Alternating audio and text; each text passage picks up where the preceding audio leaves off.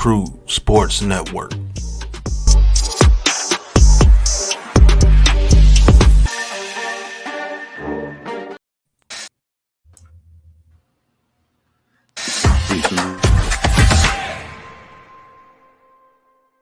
Hit the mic opinions with the snap. NYG22, yeah, that's the cap. Unpopular takes, but we cut no slack. Watch the views climb while we talk that smack. It look like we running with DJ for another year, girl. I think the Giants are going to get off to a fast start. This channel for them high sports laws. Got the bass that hit like heavy doors. Unpop opinion sports where the talk roars.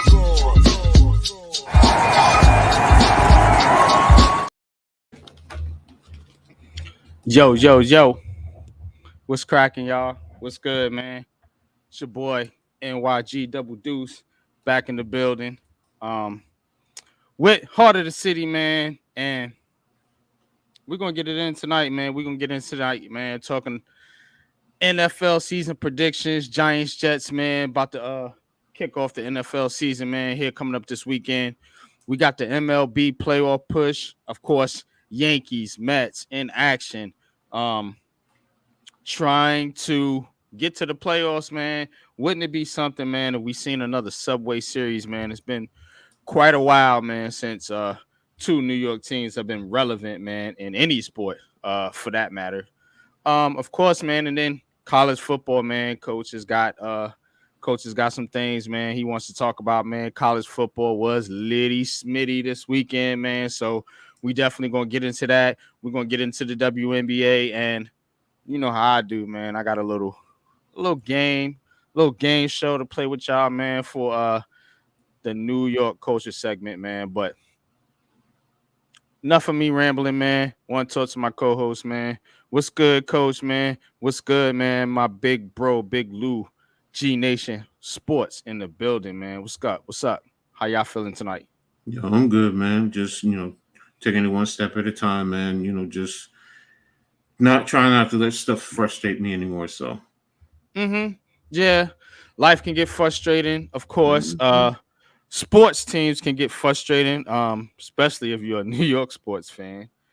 And people can get frustrating sometimes, man. But man, I love the fans, I love our supporters, and I love doing this show, man. So shout out to my chat, shout out to the supporters, man, who support the show. Neymar, what's good, man? What's good with you, man? Maintaining, man, chilling. You already know what it is. Appreciate you tapping in as always.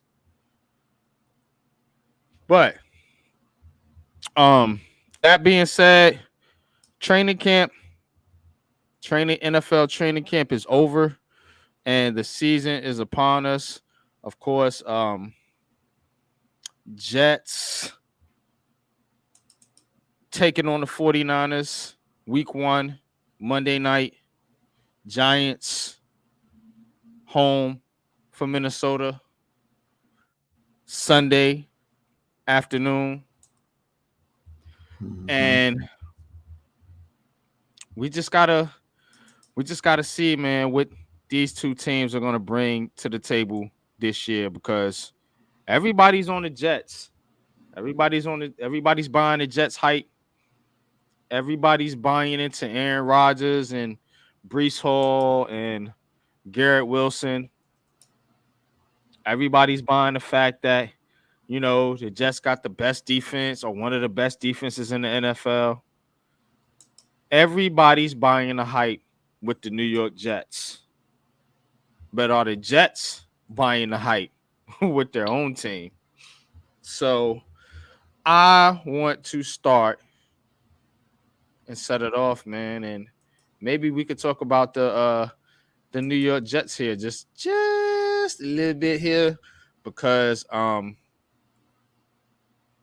what's happening is the Jets are acting like they the talk of the town. They acting like they are the heart of the city when it comes to football, man. How y'all Giants fans feel about that, man? How do you feel about the Jets being talked up as Super Bowl contenders, that the Jets being talked up as having the best defense in the NFL, that the Giants being crapped on as being the worst team, as being the worst franchise, as having the worst quarterback, as having the worst offensive line, as having the worst everything, the worst owner, the worst this, the worst coach, the worst that, worst GM. How do Giants fans? I want to stir the pot here a little bit, man. I had a pretty good day, y'all, so I want to stir the pot a little bit here. How do the Giants fans feel about the Jets getting all the talk, getting all the noise, and these Giants getting just talked about like they are the redheaded stepchild of New York? How y'all feel about the Jets, though? How do you feel about the Jets, and what are they going to do against those big, bad 49ers? What are they going to do against those big, bad 49ers? And that's what we're going to talk about here. Previewing this upcoming matchup, Jets and 49ers. We're going to do it here on Heart of the City because I don't do Jets content, so outside of this show. So want to do a little Jets talk here, a little preview Jets talk.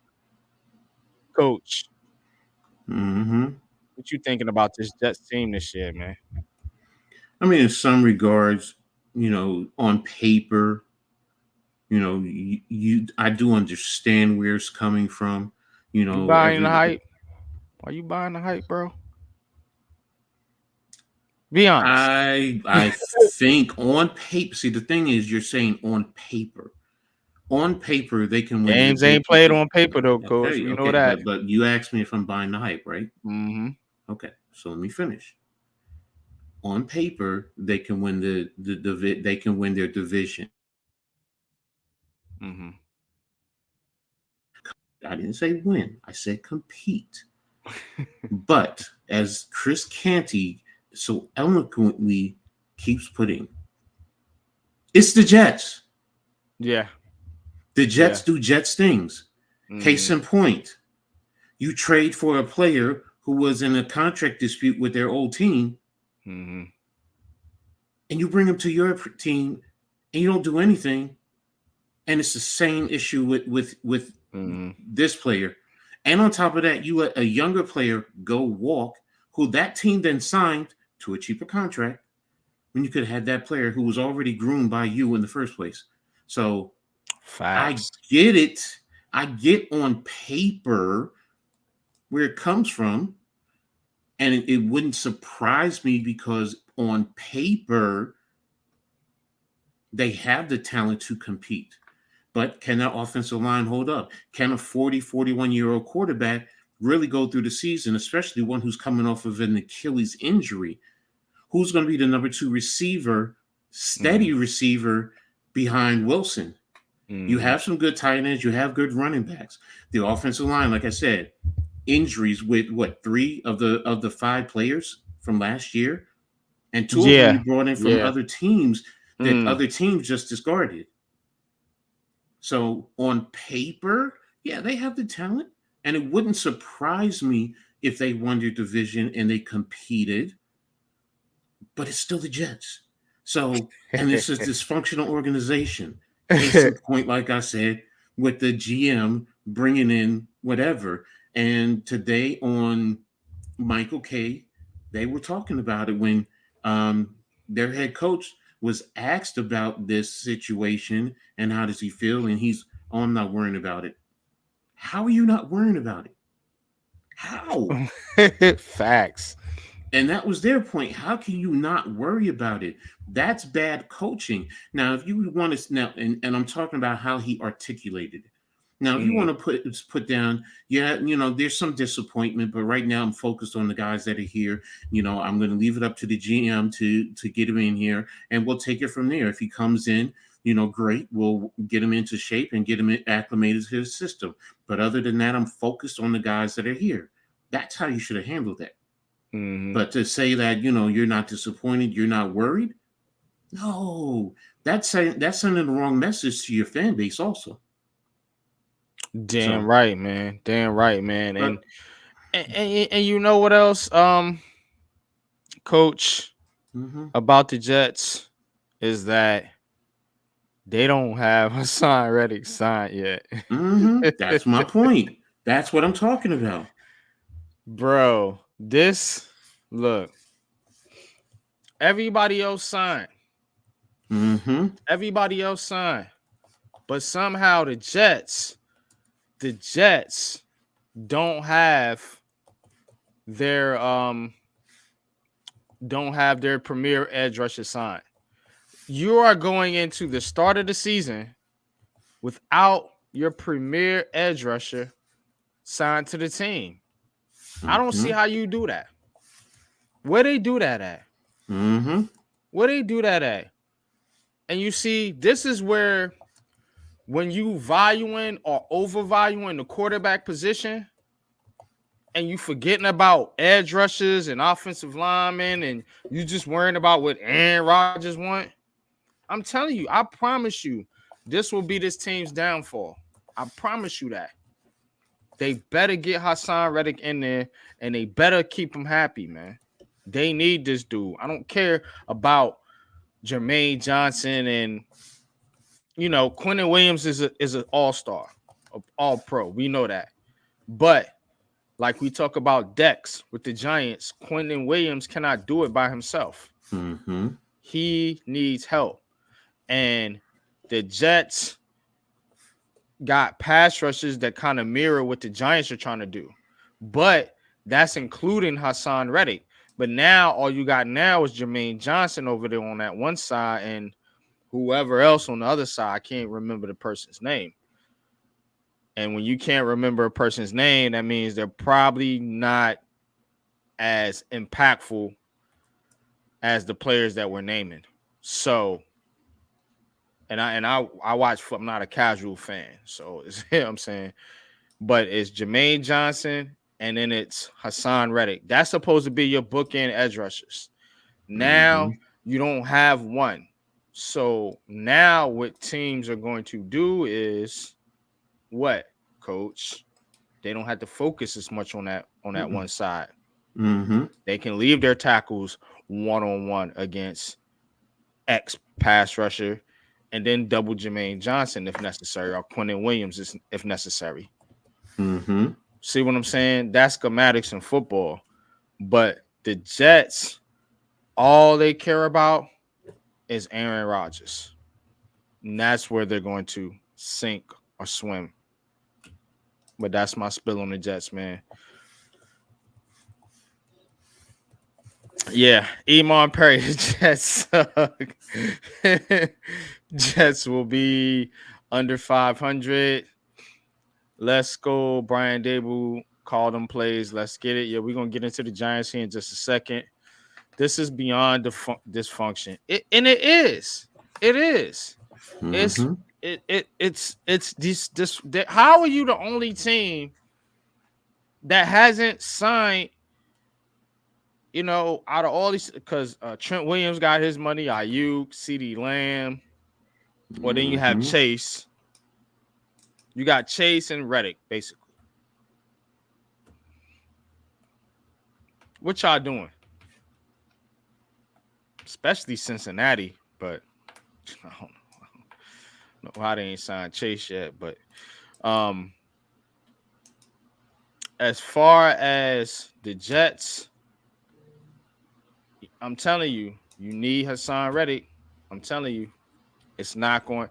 And let's talk about Aaron Rodgers for a minute. Aaron Rodgers likes to bring in his ex-players that he played with. So he has Lazard over there now. But then you have Garrett Wilson. So you have Garrett Wilson and Alan Lazard. Your best player is the running back, Breece Hall, to be honest with you.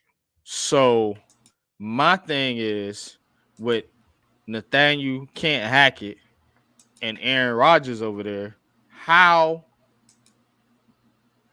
or what type of offense are they going to run, coach? What do you think? What type of offense? Because I know Aaron Rodgers and how he is, and, you know, the offensive coordinator. You got Garrett Wilson, but you don't really have. I mean, you got Mike Williams. We'll see if he's healthy. If he's healthy, I think that's a good 1-2 punch. but we'll see. What kind of offense do you think the Jets will try to run this season? I mean, they're going to try and be balanced. That I will say. I mean, you are going to use the run. Aaron Rodgers is smart enough to understand that. You set up the play action, especially getting the running game going, so it will open up the pass game. So I'm confident that's exactly what they're going to do. In terms of that. So, but it's going to come over time. So. You got to establish the run, especially early in the season, but you're going up against a stout 49er defense. So how effective will that running game be? But if you can get the run game going, it's definitely going to help open up the passing game even more. And it's going to take pressure off of the back end, especially it's going to put more pressure on the back end of the opposing defense, especially when you're guarding Wilson. So here's the problem I think the Jets going to run into this year schematically. When a team can rush with 4 and play coverage and still get pressure on Aaron Rodgers, who's not, I'm sure he could move around a little bit. I don't think he's going to be a complete statue back there, but he's not, in his heyday. I think that's where think about it like this, Coach. Think about the Giants formula with Tom Brady. I think that's how teams are going to beat the Jets and Aaron Rodgers this year. I think the teams that can't get like us last year with Aaron Rodgers, we would have got tore up because that blitz ain't going to work. You know what I'm saying? I think Aaron Rodgers is good against the blitz. He's been like that his whole career. He's a quick release quarterback. Now, if you can get him to hold the ball a little bit, pause, and and you can get pressure with just the front 4, I think, and I don't think the Jets have the receivers really outside of, because what you're going to do is you're going to bracket Garrett Wilson, so to speak, and try to contain him, and then make those other guys beat you and just rush 4 and let them try to get open against your corners. That's how I think you beat the Jets. And I think a lot of teams, or a few teams, have that formula. Now, I'm not a coach. You're the coach. So, I be dabbing and dibbling into the football schematics. But tell me if I'm right or wrong, because that's how I would play Aaron Rodgers. Yes, you have, in terms of the effectiveness of their team. Yes, you're right in that regard. But in the same token, they do have some good tight ends. So, if you're going to take 2 to cover Wilson, okay, fine. It's just like we talk about Neighbors, how he will help open up the offense for other receivers. And they can do the same exact thing. So I get what you're saying. Yes, but it's not like, look, you just put him in the pocket and he's not an effective quarterback. Yes, he is. I'm just saying he's less effective that way than he is when he's outside scrambling, making plays down the field. Yes. When he breaks contain and he gets outside the pocket, yes, he's much more effective. I mean, he's dangerous. Yes, but the thing is, now, in the past, he was dangerous because he could run. Teams are not going to be afraid of him running. They're going to want him to run. So to what you were saying is they're going to stay back and play coverage. Yeah, they're going to stay back. They're not going to come up. Yeah, let him run, and then we can rally to him because he's not as fast as he once was. He's a 40-year-old quarterback. So I'd rather take that chance with him, especially if he breaks the pocket. Yes, he's very good at pocket manipulation. That's one of the things I've always been impressed with him, even at this advanced age. He knows how to just change the ankle, and changing the angle doesn't mean that he has to run out the pocket. If he's standing there and you have a defender coming straight line, but if you take a step up, now he has to run into your offensive lineman. What does that do? That gives you time. So, he's good at that. He's good at looking for those little cracks and slither through it. And then, he's faced with the second level at that point in time. Yeah. So, he's still a quarterback. You have to, in a sense, you have to respect whether he's in the pocket or outside of the pocket. Now, if you want to talk about the receivers, yes. But if you go ahead and you bracket and double Wilson, that could open up for other guys, especially those tight ends. Shout out to the chat, man. Shout out to Wolf of Gotham. Says Jets 13-4. Hey, you must be a Jets fan. So there's a lot of people that feel that way too. Iman, keeping it real as always, says this is beyond dysfunction. I agree. Of course, we got Nimrod in the building. Says Giants 11-6 or 12-5. I actually predicted them to be 11-6 on the preview show, so I'm with you there. Who we got? We got Trauma. Let's go. Brian Dable called them plays. Let's get it. Yep, we're gonna talk about that here in just a little bit. But so that's how I kind of feel about the Jets now. Just with this matchup in particular, I do believe I picked the 49ers. And the reason being is now everybody's back. They're fully ready to go. And, you know, I poke fun at the 49ers because they, you know, they can't get over the hump, so to speak. But trust me, they're going to be there. They're going to be there in the mix every single season. And it's just a team you're going to have to deal with. And I don't think the Jets, with everything we said about the Jets, with what I just said about how to play Aaron Rodgers and the defensive schematics and their offense, their offensive line, potential health issues with the offensive line and the quarterback, and just the karma around the team. I don't know, the energy or whatever you want to call it. It's just, I don't think this is a good matchup for the Jets. Sorry, Jets fans. In San Francisco, I'm going to have to give you a L. But stranger things have happened. And the 49ers are one of these teams that have started off slow. And, again, they just signed their two best players. So I don't know how much practicing they've been doing or whatever. So you might catch them slipping here, New York Jets. But I'm still putting my money on the 49ers, man. What's your thoughts, Coach? I do understand that, and I'm thinking that way. But here's one of the things. I get Trent Williams just signed, but that's that's a problem. You know, you can't just get ready in 1 week. You know, especially playing offensive line. I'm sorry, you just can't. You know, that's a physically, and I understand he's a long-time veteran, so they're trusting that. You know, that also opens up the possibilities for easier injuries. You know, if I'm not understanding, CMC just came back to practice this week. He's been out with injuries. Facts. So it's like, yeah, I get it. I understand. And I understand your point. What you're saying is extremely logical. So please don't take what I'm saying that it's not. But, you know, that Jets defense with Williams just coming back, he's going, and he's older. You know, he is. You can take advantage of him. You definitely can. You can take advantage of him with speed.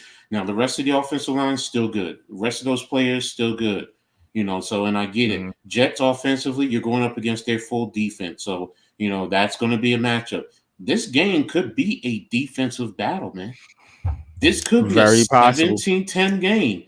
You know, that's why I said, you know, with the Jets, can they get their running game going? If you can get your running game going, especially against San Francisco, that helps immensely. So, you know, but I'm with you. I do think San Francisco is going to come out with the win. But it would not surprise me if they just won. It really wouldn't. Nah, it wouldn't surprise me at all either, Coach. What's up, Trina? Wolf says San Fran's O-line ranked 17th with Trent in the lineup. Jets D-line is going to feast. All right. That's going to be interesting to see if the Jets can get pressure, as I mentioned, without Hassan Reddick, who looks like he's not going to be with the team as of right now. Am I really seeing the Jets going to have 13? Yeah, that's not me, Trina. Don't put that on NYG22. That's the chat talking that nonsense, man. I'm not saying that. We're not saying it, but we'll say this. To be honest, on paper, based off of paper, it wouldn't surprise me if they did go 13-4. It wouldn't surprise me, but I don't.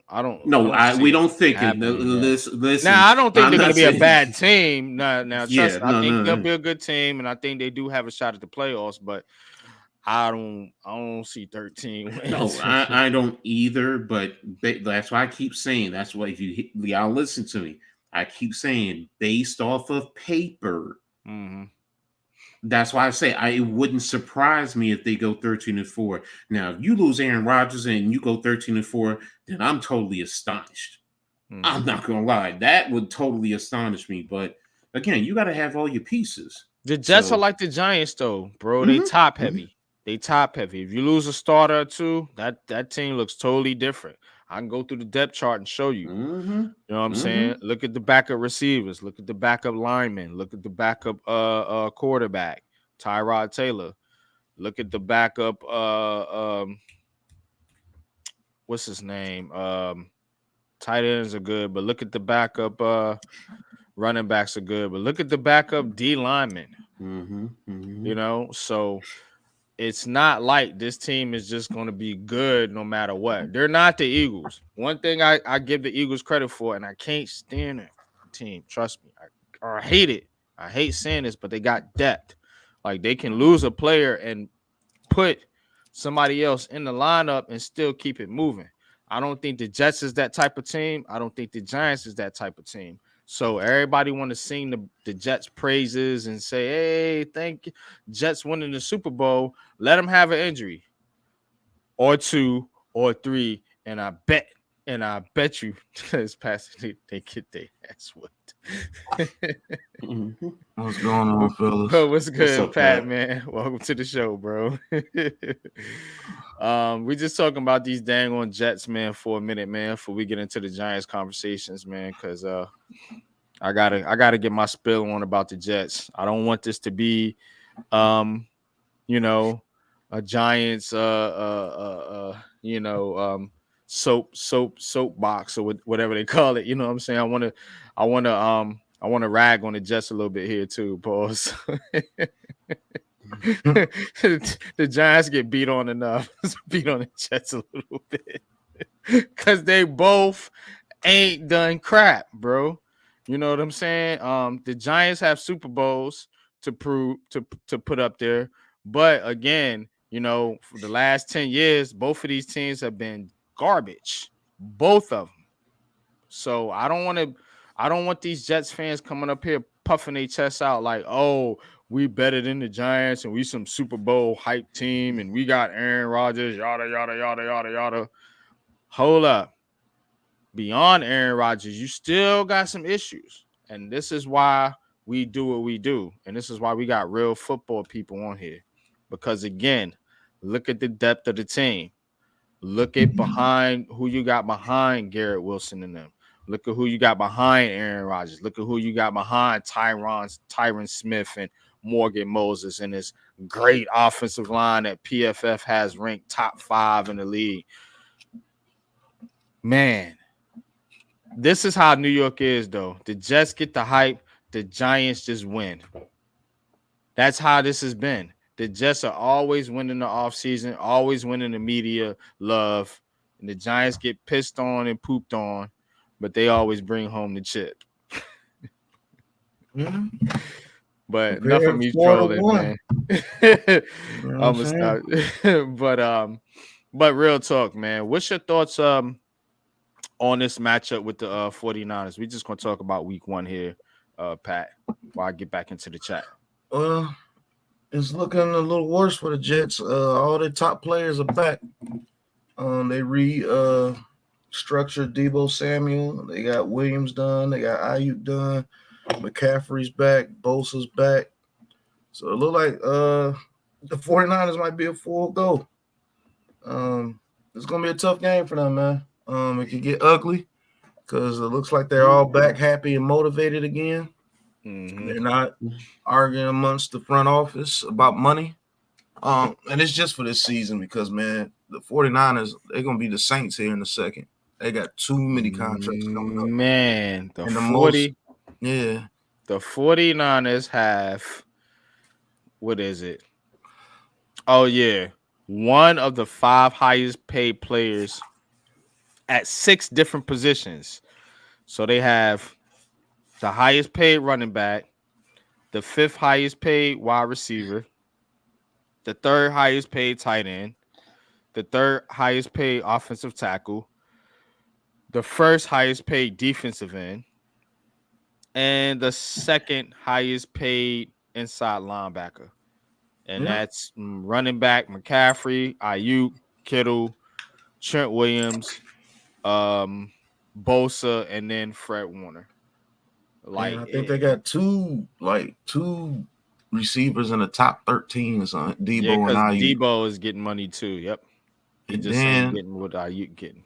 After this season, if they do well again, they're probably gonna have the top quarterback as far as money. They're gonna have to pay Purdy. Yep. Mm-hmm.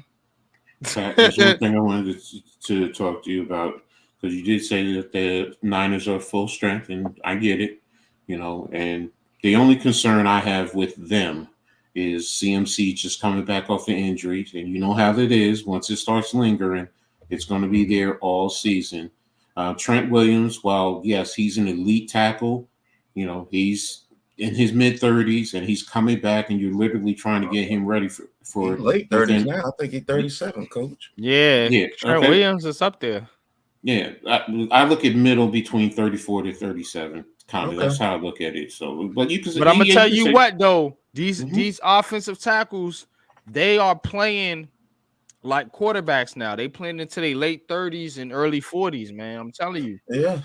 Trent Williams. That's why we need to be thankful for Andrew Thomas and keep that man healthy. Because I'm telling you, bro, we can get another 10 to 15 years out this dude, the way these tackles play. True. But like I was saying too, with Williams coming back, trying to get ready in 1 week, it's a catch-22. Yeah. If they get that rhythm going, that's why I said to him earlier. Yeah. It could be a 17-10 game. It really can. So it goes both ways. If the Niners, plus first game, you got to get the rhythm, you got to get going. Offensive line, everyone has to be there. Yes, they're veterans, and I get everyone knows what to do, but it's just a matter of getting your timing down. So that's why I'm like, okay, look, I don't think it's going to get ugly. I really don't. Me personally. 49 on paper, might need a second job. But on paper, both teams have the talent if everything goes right. Mm-hmm. And everyone plays to their potential or compete for a championship. And I'm gonna leave it right there. Yeah. But let's get back to the Jets. Q Burrow brother says 49ers might need to get. That's funny. He might need to get a single. Yeah, because he got a lot of bills, bro. He got a few more coming up too. But I think they paying the fullback a bunch of money too. Like they paying everybody. Like I need to go play for San Francisco. Let's talk about some more about this game. Let's hit this topic real quick. And shout out to you, Coach, man, for the show layout. How will Aaron Rodgers do in this game? What do you think? What do you expect to see out of Aaron Rodgers? Do you think he's going to be returned back to that top 10 quarterback form that he was a few years ago? Personally, in terms of his performance, no, it's going to take him a little bit of time to get into a rhythm. I mean, he hasn't even done anything during the preseason. So literally 4 snaps last year in the first game, missed the whole season. You didn't put him out there in any preseason game. I understand why you were hedging your bet, but you got him no work out there. And then to try and get his timing down, with his receivers, and the physicalness of the game itself. It's the first game and you're going up against the 49ers. That's why I keep saying it could be a 17-10 game and the Jets getting 10 points. He's going to have. It wouldn't surprise me if he had a passing. His passing yards were say 175 to 250, somewhere in that range. It would not surprise me at all. Man, it would. A lot of things wouldn't surprise me in this game, but as far as Aaron Rodgers, I think Aaron Rodgers. I think Jets fans have to temper expectations for this man because A, he's not who he was in Green Bay. Let's just be honest. B, he is coming off an injury. And C, your expectations was bottom of the barrel to begin with because you coming off back-to-back years with Sam Darnold and Zach Wilson as your starting quarterbacks. Now, Aaron Rodgers on one leg is better than those two. Like I don't like Aaron Rodgers' personality, but I'm not gonna hold him as a quarterback. The dude is nice. But again, coming off the injury, new team, because like you said, he didn't play with the team last year, except in training camp and all that, for whatever that's worth. New team, new system, coming off the injury. You can't expect him. I think honestly, he gonna look more. He'll probably look a little better than Deshaun Watson, but he'll look like a quarterback that you're gonna be like, oh, this ain't the same dude. You know what I'm saying? And everybody gonna go into panic mode. But again, rust is a key, and health is a key, and the fact chemistry is a key here. But at best, Jets fans, even if that dude is washed, he's better than what you had before. So, yeah, that's kind of how I see it. What you think, Pat? Though, how you think Aaron Rodgers will look in this game? I think just depends on that running game, man. If they can get Breece Hall going, then they would be one of the most dominant teams in the league, I believe.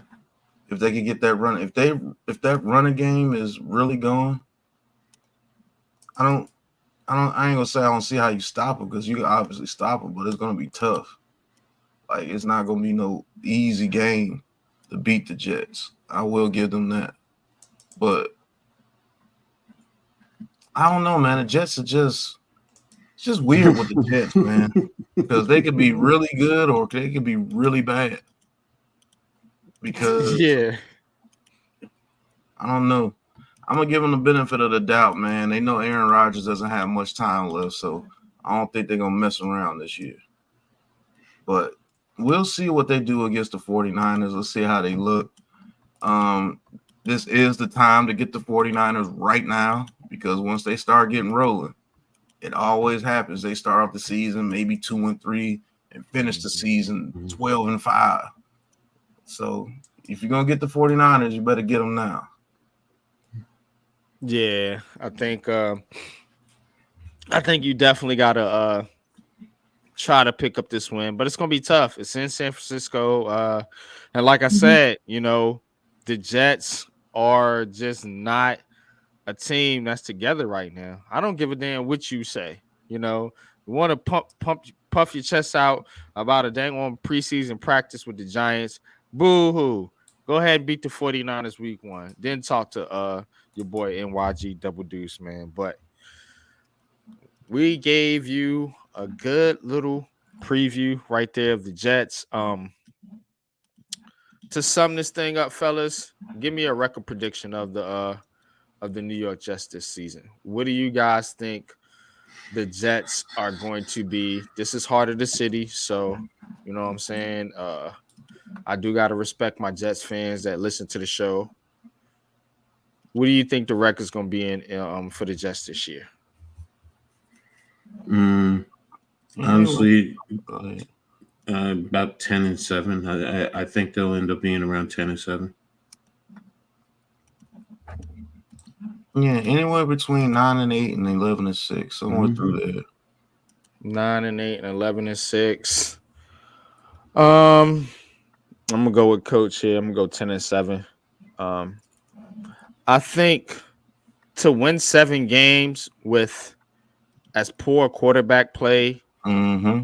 as they had last year, and we talk about this all the time, me, you, and Coach. It's about these lines and the team that you building. It's not always about the quarterback. So to win that amount of games with as bad a quarterback play as you had, and I watched Jets games, and it was bad. It was like from Glennon type bad at times, and Giants fans know what I'm talking about. But for you to win those type of games, Aaron Rodgers is automatically an upgrade. I don't care if that dude's on one leg. He's better than Zach Wilson and what they put out there last year. So by default, you know what I'm saying? If they have a healthy Aaron Rodgers, they're gonna win 10 games, I think. So don't mean you're gonna win the Super Bowl. So calm down, Jets fans. Don't get crazy. But I'm gonna show y'all a little love here. You do have a good team. We are football fans, but we are also football analysts, and we do watch the game. So I'm gonna give credit where credit is due. Your offensive line is good.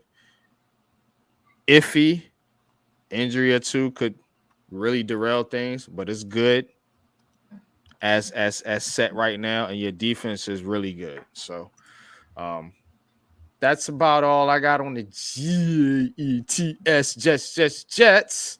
I don't know if Lou is still if Lou's back there in the background. I won't forget about you, bro. You there?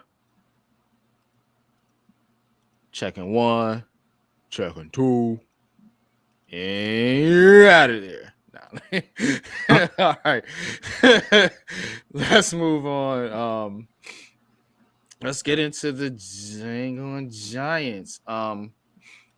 So talk to us, man. How y'all feel about the Giants going up against the Vikings this upcoming matchup here, man? Sunday, Giants, Vikings. You already know everybody's probably picking the Giants to lose. They think the Giants are gonna be the worst team in the NFL or one of the worst teams in the NFL. No respect for Big Blue. But again, the games are played on paper. That's why I like having Coach and Pat on the panel. What do you guys see in this game, man? How you think the Giants will fare against the Vikings, and how can they beat the Vikings? And then tell me how can they lose to the Vikings? Go ahead, Pat. You started this time. Well, they could beat the Vikings just playing up to their potential. Don't make any dumb mistakes like interceptions wise, and get pressure on Sam Darnold. And just play Giants football. I mean, their defense is not top ranked. As long as Daniel Jones doesn't make any silly mistakes, we should be good. Now, how we can lose is making silly mistakes, turnovers, giving them great field position, not getting pressure on the quarterback, and just making silly mistakes, man. I mean, that's pretty much it. Talk about the not getting pressure on the quarterback. In what way do you think that the Giants will not be able to get pressure on Sam Darnold? Just not playing up to our potential. If Brian Burns and Thibodeau are not playing up to their potential, because I know Deck's gonna do his thing. And just allowing that quarterback just to sit back there and pick us apart with Justin Jefferson and Addison. Putting the pressure on those DBs out there. We all know our DBs are not up to par, and I mean, we just know that can happen if that quarterback has a huge amount of time. Justin Jefferson's gonna get open sooner or later.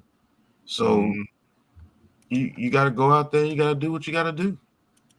You got to get pressure on the quarterback, especially these first couple of weeks, because we don't know what our DBs are about right now, and that's just the honest truth. So you gotta go out there and get pressure on the quarterback. I think if we get pressure on just about any quarterback, we'll be good.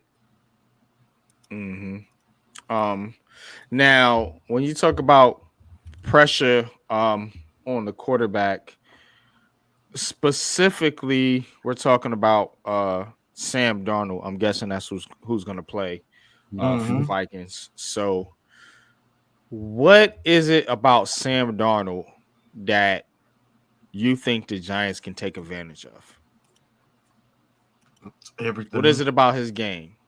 Be specific, because we want to break things down to a knowledgeable, because the ESPN, they'll just be like, yeah, he's just a trash quarterback, and we'll say that too, but break down why he's a quote unquote trash quarterback.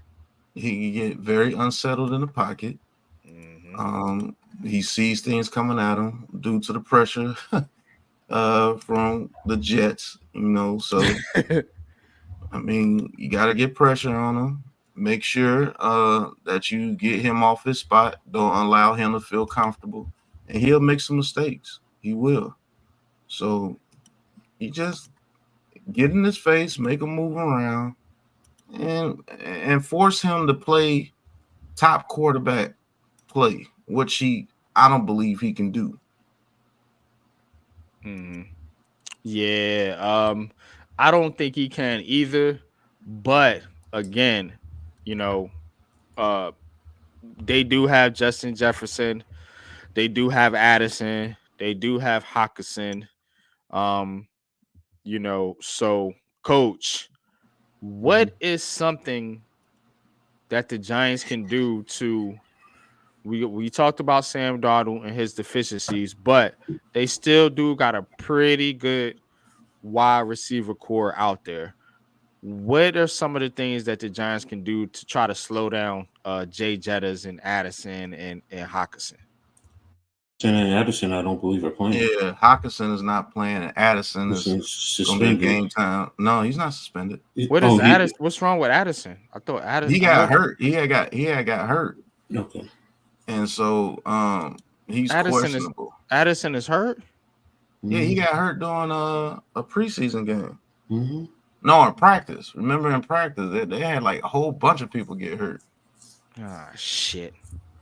Take him out the lineup, but but what is hey, bro. There you go, bro.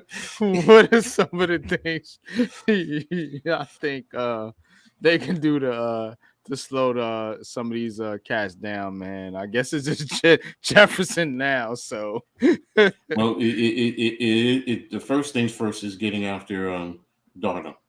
I mean, you got to smack him around and force him to see ghosts, and that's the biggest. Speaking of ghosts, salute, bro. What's good, Ghost Dog? Ghost Dog. But go ahead. But that's one of the biggest things. You want to get after him, and you want to get, like Pat said earlier, you want to get into his head, and you want to speed his timing up. So he starts to panic when he starts to drop back.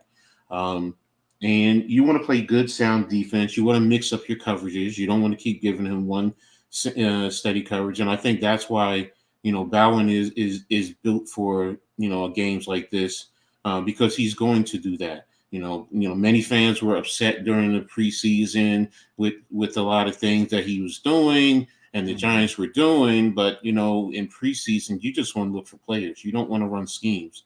Well, now you're going to run schemes and you're going to do different things, which is going to definitely, and he's going to take advantage of, the talent that we have, even some of the young talent. We all have concerns, but if he's smart, he's going to put them in positions where you can take advantage of their abilities, so that way they can just go out there and play football. Real simple. So, but as far as the going against the Vikings offense, yeah, I mean. They also have what's the running back that they have? You gotta control the run game. Aaron Jones. Yeah.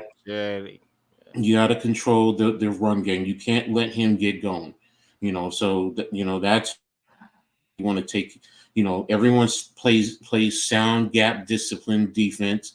Or play within the scheme. Whatever he's trying to run. and then just rally to the ball carrier and make good tackles.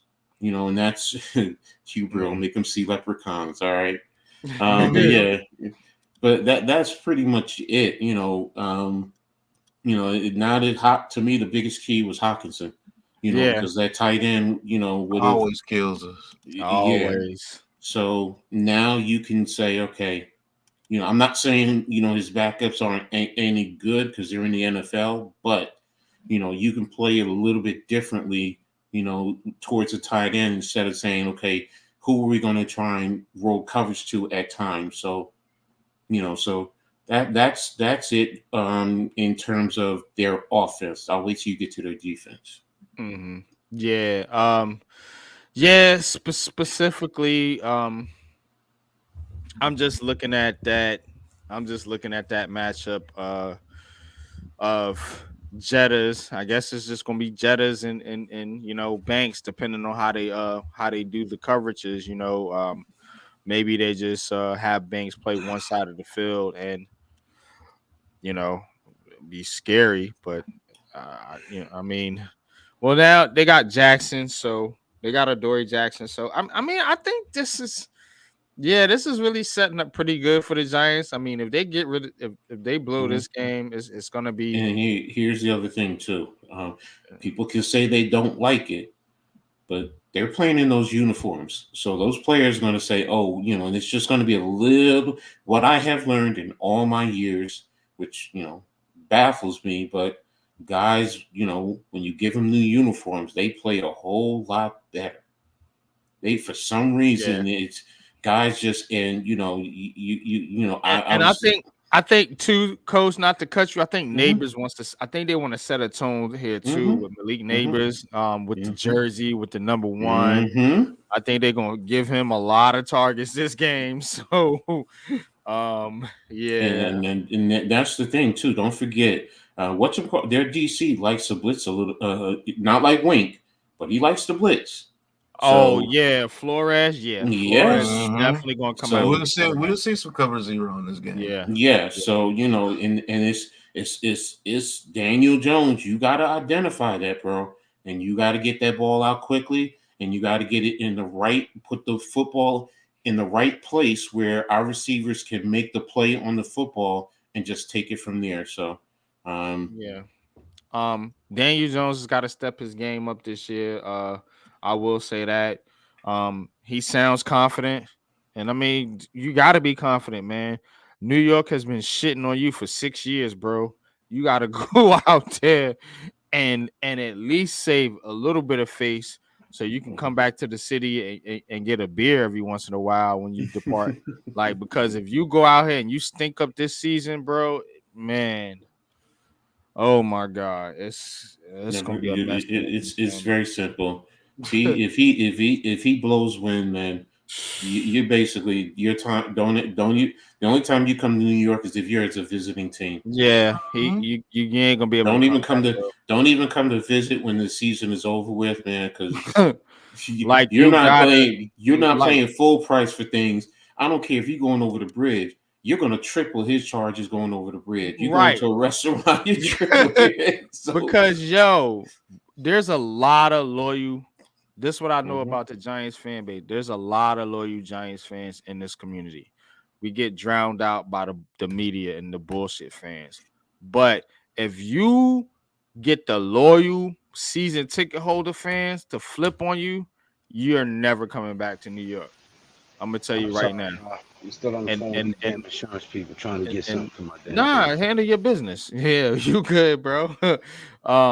But as long as you if you get the loyal fans to flip, bro, you can't come back, bro, because these have been the fans that been protecting you for the last 6 years. So if you get them pissed off and you stink up the season and you make them look stupid for defending you, you're never coming back to New York, bro, ever. So for Daniel Jones' sake and for the New York Giants' sake, man, let's hope he has a good season, man, and hope he goes in there and at least looks serviceable out there, man, so that the Giants can have a a good year, man. But that's all I'm looking for, man. But let's go to the other side of the ball, like you said, Paul's coach. And how do you see this offense matching up with the Vikings defense here?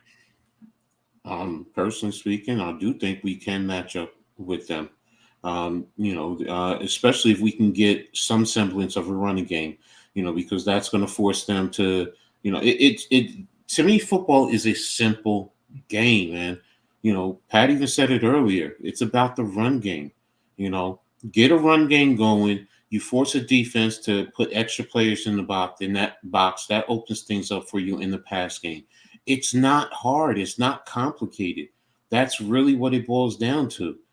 Get the run game going. Even if you want to get DJ out on the edge sometime, just giving him the ability to get away from, the possibility of, anything in his face, and then, give him a three-way option, either run the ball, pass it, or throw it away. Then, it changes their narrative. It also takes away some of the aggression that, Flores may want to do defensively, because especially if you're starting to move the ball down the field, then he's not going to want to blitz as much. Yes, he's going to stay true to form, but, I don't care who you are. When a team starts moving the ball on you, you do start to play back a little bit more, because you want to protect yourself, in case of anything. But yeah, we have the ability to match up, especially right now. Who do they have that's going to stop Wan'Dale Robinson, especially with those crossers? Hold up. J-Lay, bro, what other channel are you at, bro? This should be the only place you at, bro. He said he's stopping by everyone's channel to drop a like, each and every last one of our channels. Yeah. This should be the only place you at, bro. Hit that like button, man. Join the show, man.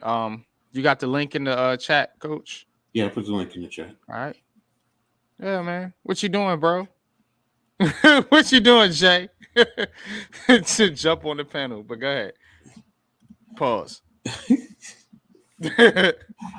Losing round, sorry. We got to make sure I'm on my pause. Go ahead, Pat. You got it now. Go ahead. I mean, you talking about what the Vikings defense can do to us? Mm-hmm. Or vice versa. What's the matchup? Giants offense versus Vikings defense. We got to take advantage of their secondary.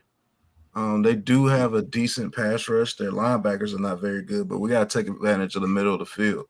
I believe that's where their weak is at. And to be honest with you, the outside corners are not that great either. So I do believe Malik Neighbors can show out his first game. He's not going against a top corner his first game. So we just got to take advantage of the secondary. Number one corner. It was Murphy, but I thought he got hurt. Get up. Matter of fact, never mind. I got Wolf is right. They do have a pretty good defensive line, but we don't have Evan Neal at the right tackle. We got light-skinned Jermaine. So if light-skinned Jermaine can hold up, I think we have a very, very, very good game against them offensive-wise. As long as Daniel Jones is on target and he's not trying to the crazy part about it, Daniel Jones has never really been a quarterback to force anything. You actually want Daniel Jones to try to force something because he's been ingrained in his head so much that, hey, I can't make a mistake. So I don't know. Let's see if we can push the ball down the field this game. But don't do it to your detriment. If we got to run a game going, keep that running game going. Mm-hmm. Facts, man. And you're right. Daniel Jones has never been the person. That's what we all been wanting, But then people gonna get mad when he throws interceptions. You see it because it's goofy like that with the Giants fan base. They just don't like the player. So there's nothing he can do right or wrong to change their mind. So again, that's why Daniel Jones has been basically listening to the coaches, because he's like, well, I'm just gonna do what the coach says because hey, if I fuck up, the coach told me to do it. You know what I'm saying? So that's where he has to play a little bit different this year. It's in the Big Blue Crew you gotta link chat with J-Lay. Yep. That's where all the links will be. And if you are not part of the Big Blue Crew or are part of the Big Blue Crew, I will add you into that chat so that you get all the links to the shows. I'll see if I can send it to him. But there's going to be no more putting links in the chat, at least not on my channel. I'm not doing that no more. So yeah, either be invited to the show or not invited to the show. I'm trying to find what's his Twitter channel. See, that's the thing. That's why I just put all the links in one chat, so I ain't got to look at everybody. I don't got to look up this person's channel, that person's channel. There he is. See, he knows where to find it. They be bullshit. all right. So I'm like, y'all. What's good, Jay? What's good with you, man? Finally got some quiet time, man. Kids is eating, so they indisposed in the other room. I'm chilling, listening to y'all, man. Yeah, man. Just talking about the Giants, man. But you're a Giants fan, man. If you don't know, man, the G-Way with J-Lay, man, been down with the Big Blue Crew, man, for, since, pretty much the very beginning. So, Jay, how you feeling about this Week 1 matchup, man, with the Giants and Vikings? Yo, you there? Yeah, he came on Check. left, huh? Oh, I was about to say check 1, check 2. Hear me? Yeah. We got you now. All right. I think we should beat them, man. I mean, there's no reason why we shouldn't. I mean, it's time to put up or shut up, man. And it's going to be a cool little test because if we start off 0-1 against the Vikings, who are in rebuild mode, that's gonna put a lot of worry in my heart about this season. I'm ready to go punish some purple people, man. I ain't trying to start out on this L. We got with neighbors and everything. Daniel Jones, he's in his sixth. Yeah, he's in his sixth something. I don't know what he's in his sixth of. Oh, all right. So I thought it was me for a second because nah, he's in his sixth. That's what I know. Yeah. Wait. Am I back? Yeah. You back. Okay. Yeah, I'm telling you, my wife calling me. So I can't never get no peace. But yeah, I think we should beat them, man. I'm not. It's not so much I'm worried about the Vikings. I'm just worried about the Giants executing and doing the things that they need to do. This line blocking correctly, gelling, which it looks like they have been with preseason. I mean, as far as that goes, I guess But I just need to see them do it live, game action, regular season, everything on everything in the middle of the table. Their team versus our team. We should win. I don't see why we wouldn't. But we just gotta do what we know we can do. We beat them in the playoffs, so I mean, why can't we do it again? Mm-hmm. Facts. And yeah, that's just something we're gonna try to have to do, man. But I'm looking at this Vikings lineup here. So you're gonna have Brian Burns and Kayvon Thibodeau going up against Christian Darrisaw, left tackle, Brian O'Neill, right tackle. They're not the greatest, but they're not horrible either. I was gonna say they ain't bad. Garrett Bradbury on the inside, Ed Ingram and Blake Brandel. That's gonna be who Dex and I guess Nacho is gonna be matched up against. What y'all think about that matchup, man? This Giants defensive line against this Vikings offensive line, which is not a scrub offensive line by any means. How do y'all feel about that matchup, though? Because, again, in order to beat this Vikings team, the Giants are going to have to get pressure with their front four. Yeah, I think we have the advantage here. And I think it's a major advantage. It's not a slight advantage because I think Dexter Lawrence versus Gary Bradbury is our advantage. And I believe Thibodeau and Burns versus Darrisaw and O'Neal is to our advantage as well. And I want to see Chapman get some snaps as well. Because those 4 pass rushers against that line, I think we can dominate. That's what I'm talking about. That's what I'm talking about. What I you agree. think? Oh, my bad. You didn't even ask me, but Nah, I agree. yeah. Go ahead, Jay. Nah, you got it, bro. What you think, man? No, I agree, man. I mean, we got the speed on the edges, and we got Chapman, and we got Dex coming in. I mean, up the middle, Jordan Riley. I mean, you gotta have to double team Dex. You can't double team everybody. I mean, you're gonna have to double team Dex. Brian Burns, he's so fast that you gotta account for him. And if you count for them too, Kayvon's gonna slip through the cracks somewhere. I mean, so it's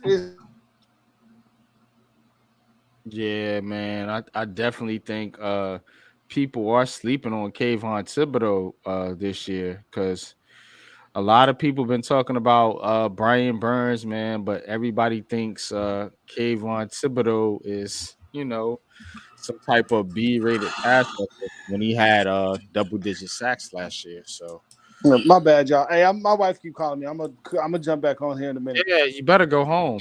I'm at home. That's the thing. I'm home. Get your ass home, boy. Right. I am. I'm home already. Shit. But I'm gonna chat with y'all in a minute. All right, Jay. Yeah, shout out to Jay Lay with G-Way, man. That's the Eddie Murphy of the Big Blue Crew, man. Right. But let's keep it going here, man. So yeah, I just wanted to look at that, man, that offensive line versus that defensive line matchup, man, because I do think that's going to be the key to the game, Pat, Coach. I mean, yeah, we could talk about their D line versus our offensive line, but I mean, who on this D line scares you? Jonathan Grenard? He's from the Texans, and does any of these guys, Van Ginkel? I mean, yeah, we know about him. We know about Van Ginkel, but he's not going against Evan Neal. So and you got Dallas Turner, so the rookie. But I mean, I'm not afraid of anybody. Oh, look, they got Jahad Ward. I just looked. Yep, they got Jahad Ward. Oh man, something else, huh? I'm not scared of their D line. Their secondary though, I would be cautioned about Gilmore, Harrison Smith. I mean, they're veterans, Shaq Griffin. But these guys are veterans. They're savvy. They got old Fabian Moreau, our old friend. Byron Murphy. So, I mean, yeah, this is a good game for I think Brian Dable to establish the running game and then feed off of play action because I think you can run on these guys. And I think once you get some of these backers to bite up on the run, you're gonna be able to expose that back end. These guys aren't gonna be able to cover that long. And you have Daniel Jones who can escape, who has a little bit of running ability to be able to buy time to make big plays down the field and expose this secondary because they're good, but they're not great. So yeah, that's how I see it, man. Thoughts, fellas, before we move on. Coach. Yeah, I mean, defensively, like I said, I said it before, our offense needs to just establish the run game and be effective and efficient. And once we do that, I think it does help us a little bit more offensively, opens up different aspects. Like I said before, who's going to handle Wan'Dale Robinson? Forget the deep stuff all the time. Those crossers. Well, that's Byron Murphy. I mean, that's why we're gonna get into this matchup a little bit deeper on Giants conversations. But I do want to touch on it here on Heart of the City because we can always use this show as a little bit of a recap / preview show. So Byron Murphy Jr., that's who's going to be guarding Wan'Dale Robinson. How y'all feel about that matchup? He's the I nickel like back. Wandale. You know what I'm This goes saying? back to my point. Who's going to? And here's the other thing. What about our tight ends? I mean, so I'm not, and I didn't even get to Shepard or Hyatt. So yeah, they can, try and match up, and we could do certain other things. And here's one last factor. Here's a big X factor. Brian Daboll's calling the plays now. Yep. So that's another factor that you want to put into the equation. How is it a factor? Because when you guys say that, I want you to elaborate because I know you know the X's and O's. Well, You know one, what I mean? he's a veteran of the game as a play caller. So he's not wet behind the ears. He's not going to get rattled. He knows what he wants. He knows how to look at the game from field level and in the box. He knows how to utilize the coaches who are in the box to give him information. He knows how to talk to the players to get information from them to make an informed decision as a play caller. See, that's sometimes young play callers don't know how to do that. They don't know how to talk to the players to get information from them so that way you can put them in a position to be successful. They just get so stuck on the plays and calling the plays and making the adjustments there. Sometimes talk to your players. How's he lining up out there? It looks like, from the box, this is what he's doing. This, this is what he's doing, coach. And then when, I take these steps, this is what he's doing as an offensive lineman. This is what this defensive lineman is doing. These are the things that Dable is proficient at. He knows how to do all and adjust to all of that. So, and he can bring a level of calmness to the field. Yeah, he can get upset as the head coach, but then as a play caller, sometimes take it down, stay calm, and that's what I'm going to be looking at more than anything. Does the play calling help calm him down now? So that way he can stay focused on what he needs to do. Mm-hmm. So you think it's a good thing that he's calling plays or a bad thing? Yep. It's a good thing. It's a good thing. I mean, like I said, I understand what you go through as a head coach and you're not calling plays and then you go to calling plays, taking a play call from a coordinator. See, that's the other thing.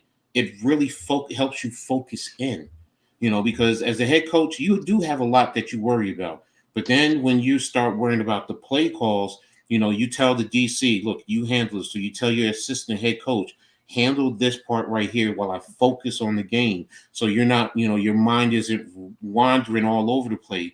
You also set up information ahead of time. So, in this situation, this is what we're going to do. In that situation, even on the sideline, in an emergency situation, a player gets hurt, a critical player, look, let this coach, handle that, get the information from me. Once I'm done with the play calling, then update me and let me know what's going on. So that's what I mean by as a play caller, it helps you focus in. It really does. Yeah, man. Nah, you're right, coach. I definitely think, man, as a play caller, you definitely have to be locked in. You know what I mean? I just wonder if I just wonder if this team is strong enough to handle that, to handle that the coach is more involved in the offense and not the defense, He's involved with the defense. Don't see that's where people get the wrong perception just because he's calling plays. No, he's involved, but he's involved with everything. he's going to delegate. He's delegating more. Well, perception is everything, right, coach? So Not you. That's fan base. When you're down there on the field, trust me, the players understand. You have to be involved in everything. Yeah, and you don't think these players have been involved with a coordinator who? I think y'all missing my point. So, the point is not that he's not involved. Is the fact that now you're taking over play calling, so you're from play to play, right? You're thinking about calling a certain offensive play, but Mhm. then and simultaneously you have to be thinking about what your defense is going to do on the next drive. No, Like you have don't. to be thinking about both things. You have to be thinking Mhm. about what No, and what you no, you don't. No, you don't, man. No, you don't. That's why I just said you're delegating more authority to your Mhm. coaches. You delegate more authority to your You're defense taking coordinator. that pressure off of him. He's taking that pressure off of himself. and that's fine. So okay, how do you feel about Bowen as a defensive coordinator then? That's See, that's a then, whole then different that's going to be question, the, though. In Yeah, one but sense,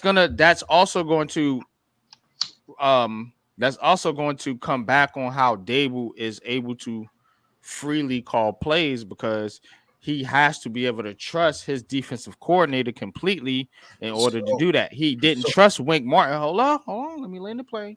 He didn't trust Wink Martindale. Mhm. Now you have to trust Shane Bowen, and I imagine he does. But at the same time, is this dude has not called plays under you on this team before. So you have to see how this is going to play out. So again, Brian Dable can't switch in the middle of the season and say, hey, look, I'm going to go back to taking over, and then Mike Kafka, you're going to call plays.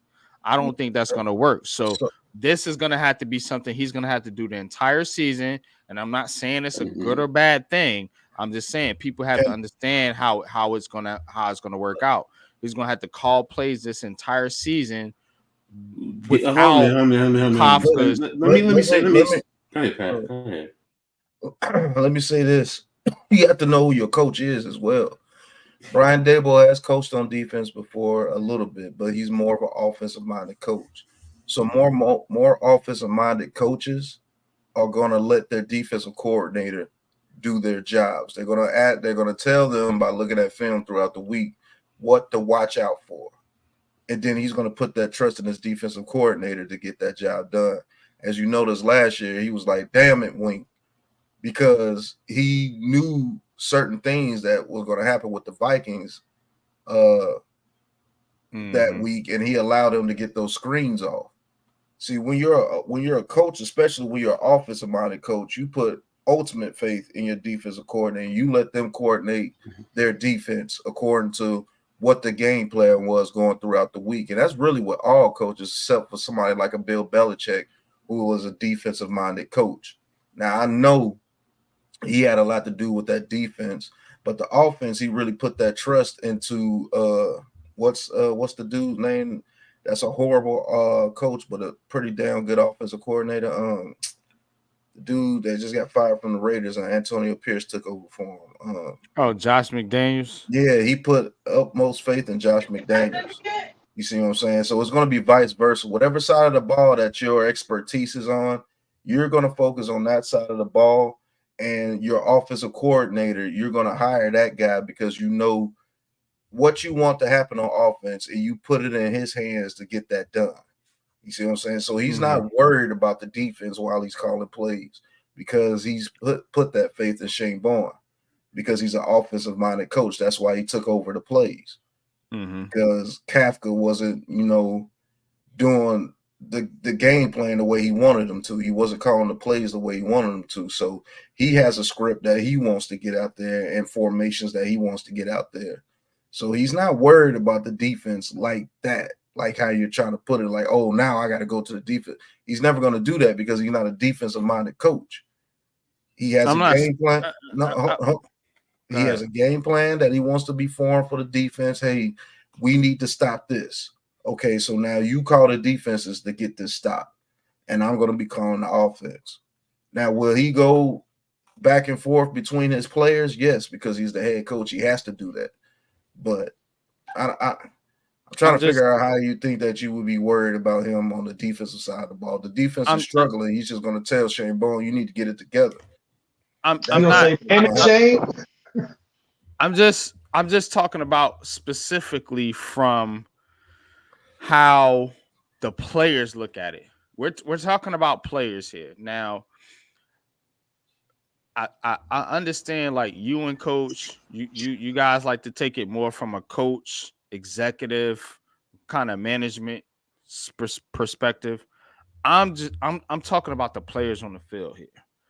The players in the NFL today aren't the players in the NFL when you guys grew up and when I grew up and when J-Lay grew up. These are different type of players and they have different type of values and they value different things and they have a different type of vibe to them. So my thing is now too is Shane if Shane Bowen is that type of head coach, if he's the next Spags or not even that, if he's just the next good defensive head coach to come through the New York Giants, and we've had several, then this is a great thing.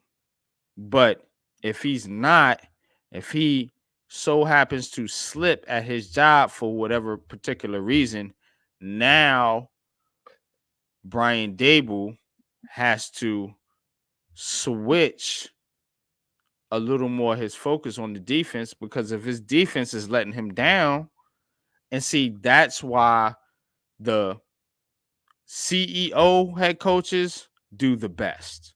I'm not saying that the guys that call plays can't win. Andy Reid is showing you that is a false narrative.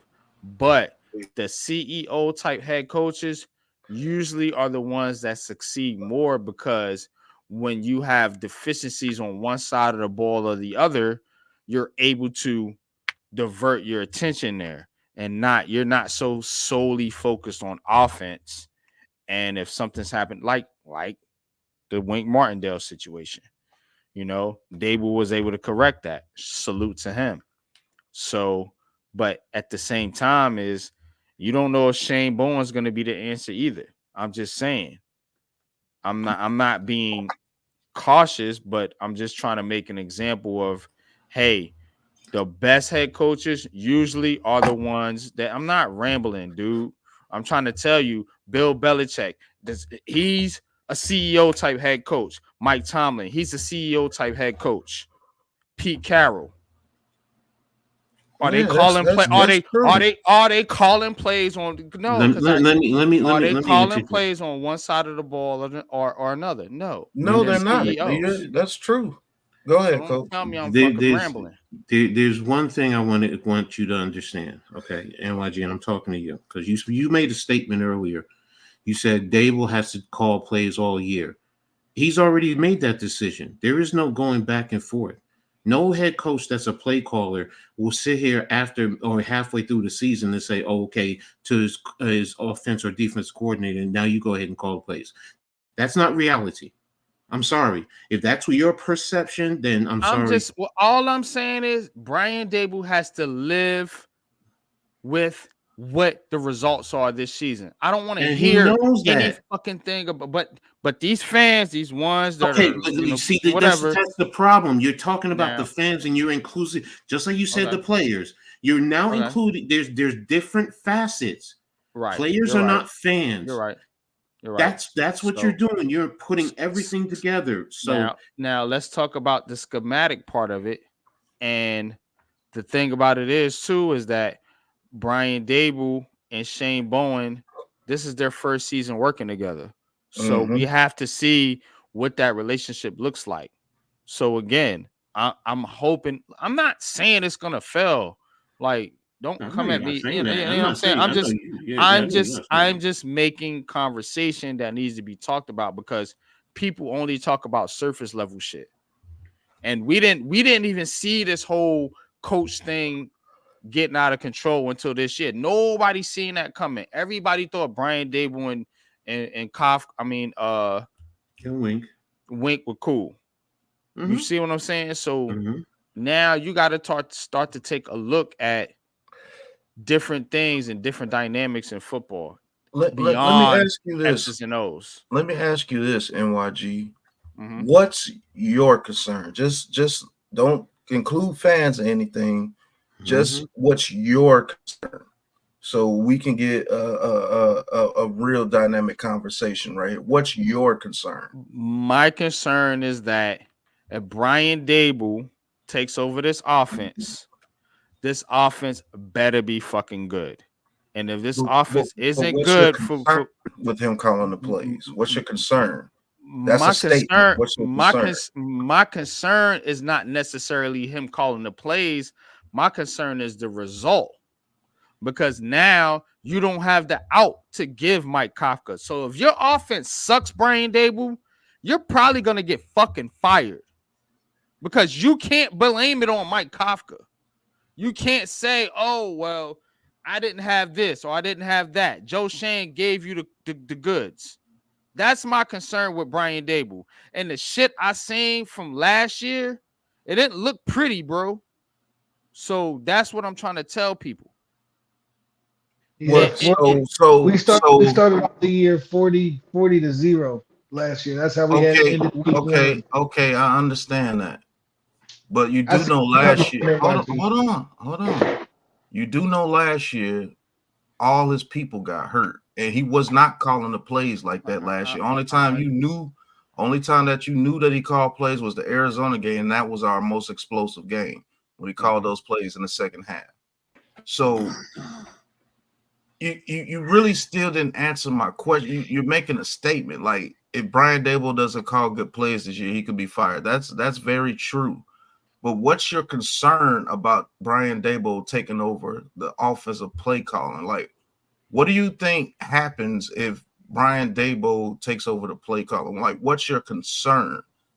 I know your statement is that, hey, if Brian Dable doesn't call good plays, he's going to be fired. That's a statement, that's true for any offensive-minded head coach that's calling plays.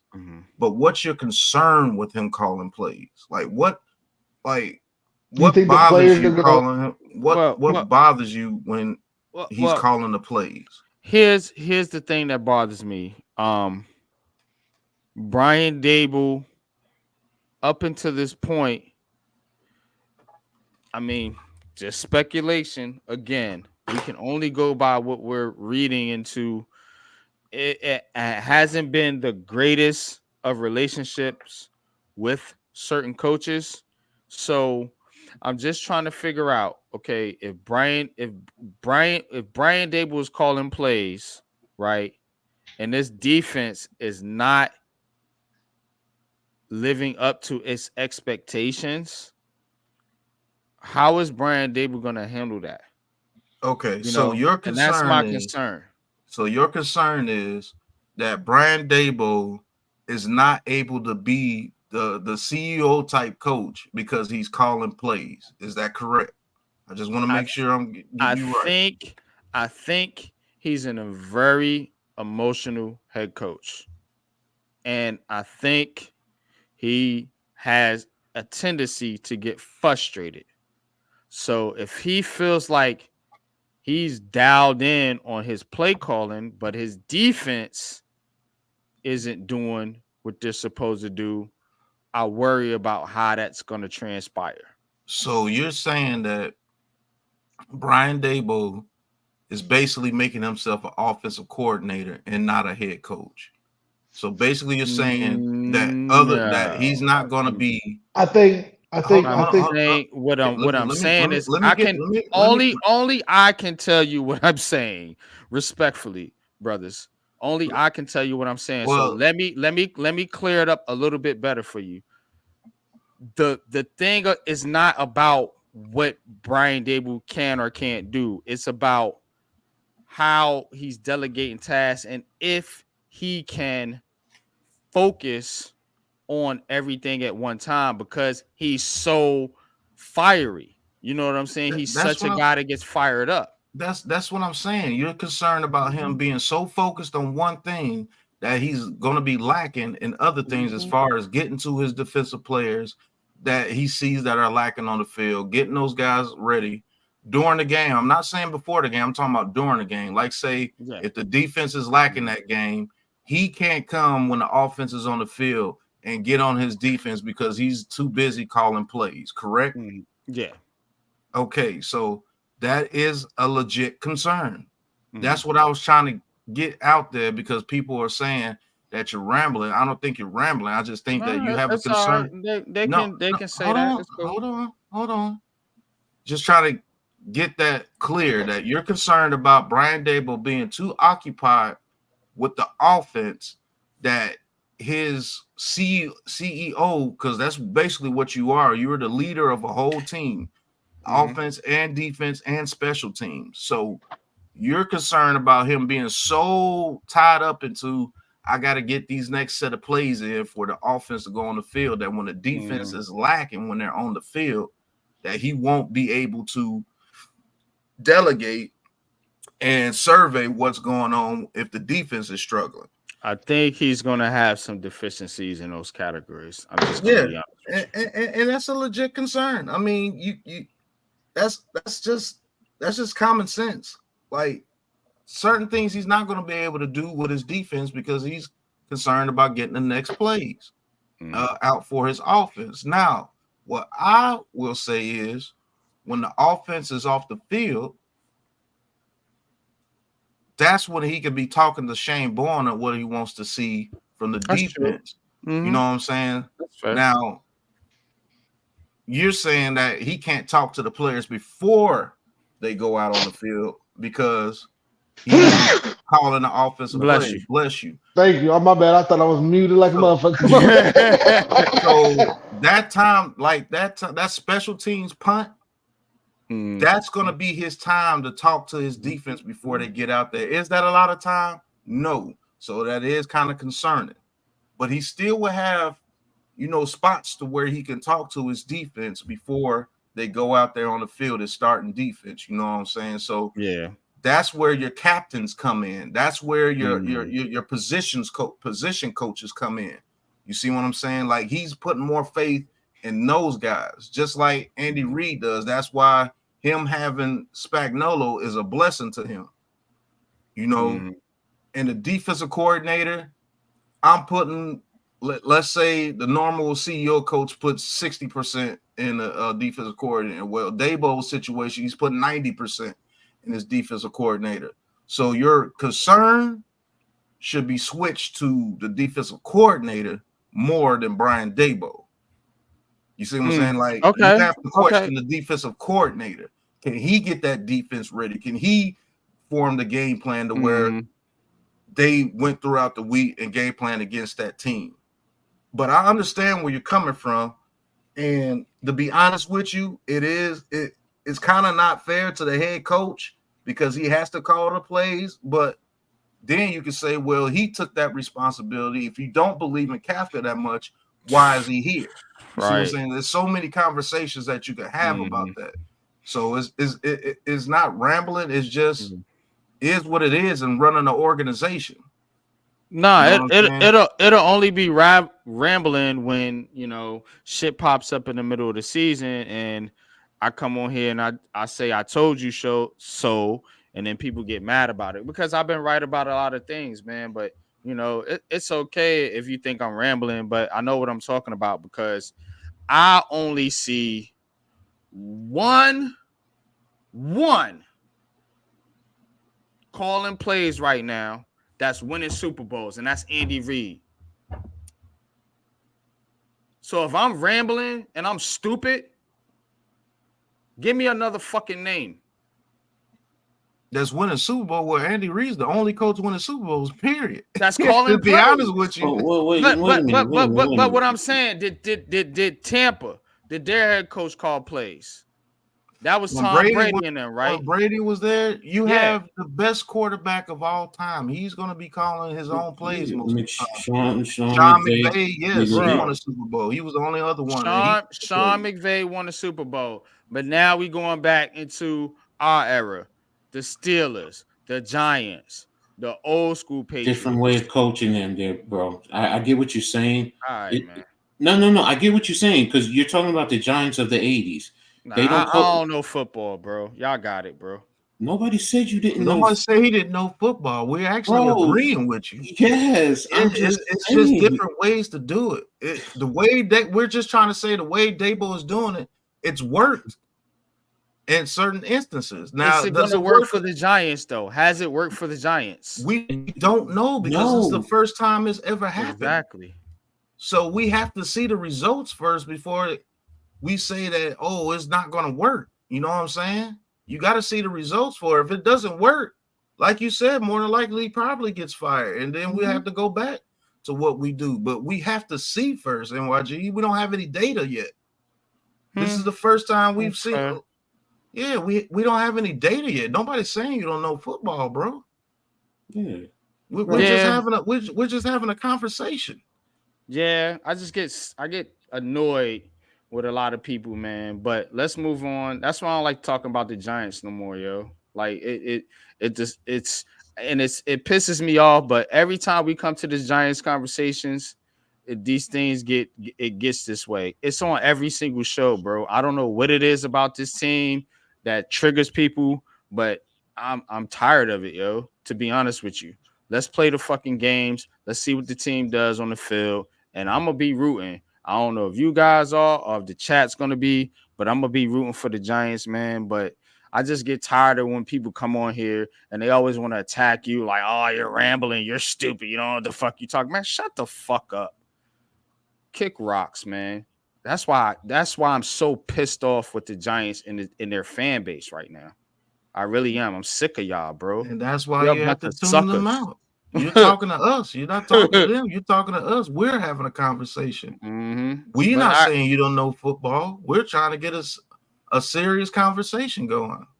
I'm not worried about. They say a lot of things about me. Do I get worried? Nope. Because a lot of the time, most of the shit you say does come true. It's just annoying because it's always the Giants fans. I don't get this with the Nets fans. I don't get this with the Yankees fans. It's always these fucking Giants fans, bro. And if you don't like me, suck up, you know what, bro, and get the fuck off my channel. I'm tired of y'all, bro. I will make a channel without you. I don't need your fucking support. Fuck y'all. Bro. If you don't fuck with me, bro. Talk to me. Sick of this shit, man. I'm I tired of know. Giants fans, bro. NYG, they talk to me. Everything up, bro. Okay. You got it. You got it, bro. Man, move on, bro. We're moving on to the fucking Yankees, man. Garrett Cole, man. This Yankees team, so we got the score here. 4-1 right now. Bottom of the 8th. Now, let me look at the stats here. What we got. So, Aaron, now, people talking about Aaron Judge like he's the next Babe Ruth. I want to ask you guys something.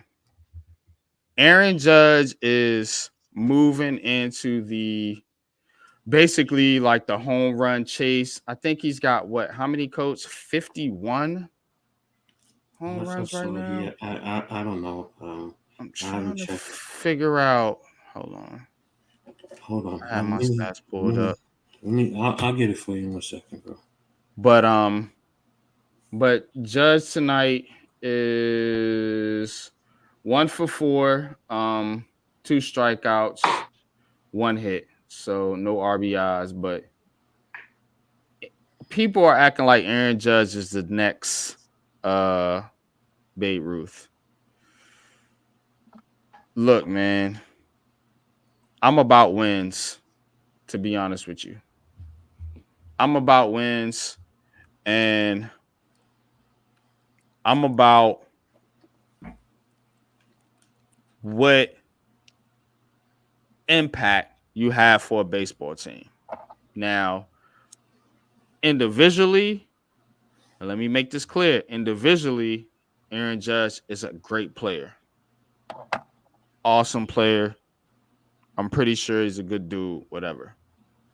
What has he done for the Yankees? What impact has he made for the New York Yankees outside of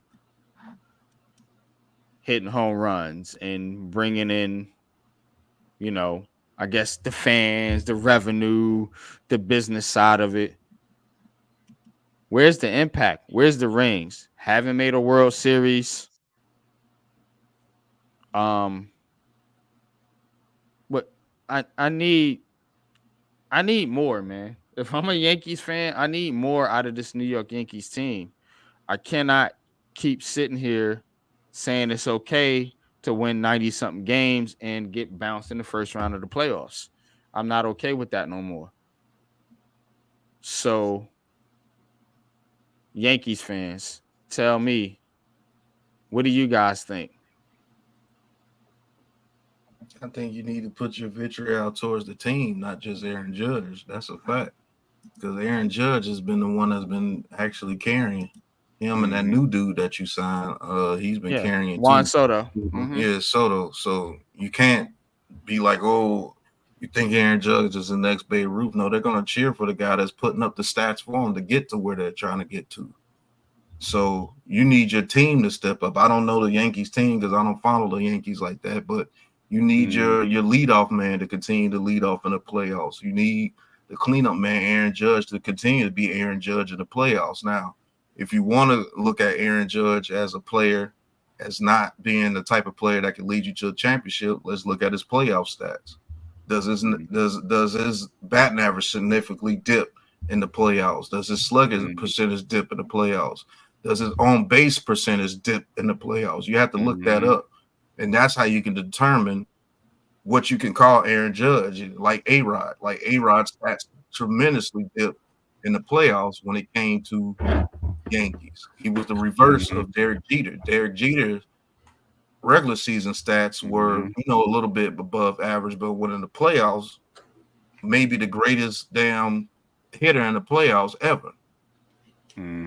So you base the Yankees based off playoff time. So if you want to look that up real quick, go ahead, because now got it for you right here. Aaron Judge has a 211 batting average with 36 hits, 13 homers, 25 RBIs, 29 runs scored, and 44 games in the postseason in his career.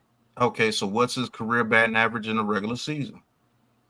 I'm pretty sure it's higher than that, but let me. Is it a significant dip? Like we got to determine that. Yeah, that's a big dip. Yeah, it's Judge is hitting, I think, over 300, if I'm not mistaken, during the regular season. Judge has played 9 seasons for the Yankees. He has a 288 batting average. So almost a full point. So yes, now talk to them about Aaron Judge in the playoffs. That's the guy that you're talking about. You're not talking about regular season Aaron Judge. You have absolutely every right to say the greatest things about him. But let's talk about Aaron Judge in the playoffs. What have you seen from Judge in the playoffs? Has he let you down consistently in the playoffs? Because that's what baseball is really about. It's 2 seasons. Yeah. In baseball. Now I do know that. There's a difference. There's a dude that can hit 80 home runs in a regular season, but he goes to the playoffs and it's just trash. Like Kershaw, that pitcher from the Dodgers, he sucks in the playoffs. And the one time he did do well in the playoffs. I think they won the World Series, didn't they? If I'm not mistaken. Yeah, I think they got one. And he balled out that playoffs, but like when he got to the playoffs, he was horrible. But in the regular season, you couldn't touch him. There's players like that in every sport. You know what I'm saying? So get on them about the playoffs, because a lot of people aren't going to. What happened? Sorry. I said, we'll see. Yeah, a lot of people. There's a lot of fans like you, NYT. I don't care about the regular season with the Yankees, because the Yankees are predicted to win the World Series like the Cowboys are predicted to win the Super Bowl. Damn facts, man. So I worry about, if I was a Yankees fan, which I'm not, I would worry about the playoff. Dodgers won in 2020.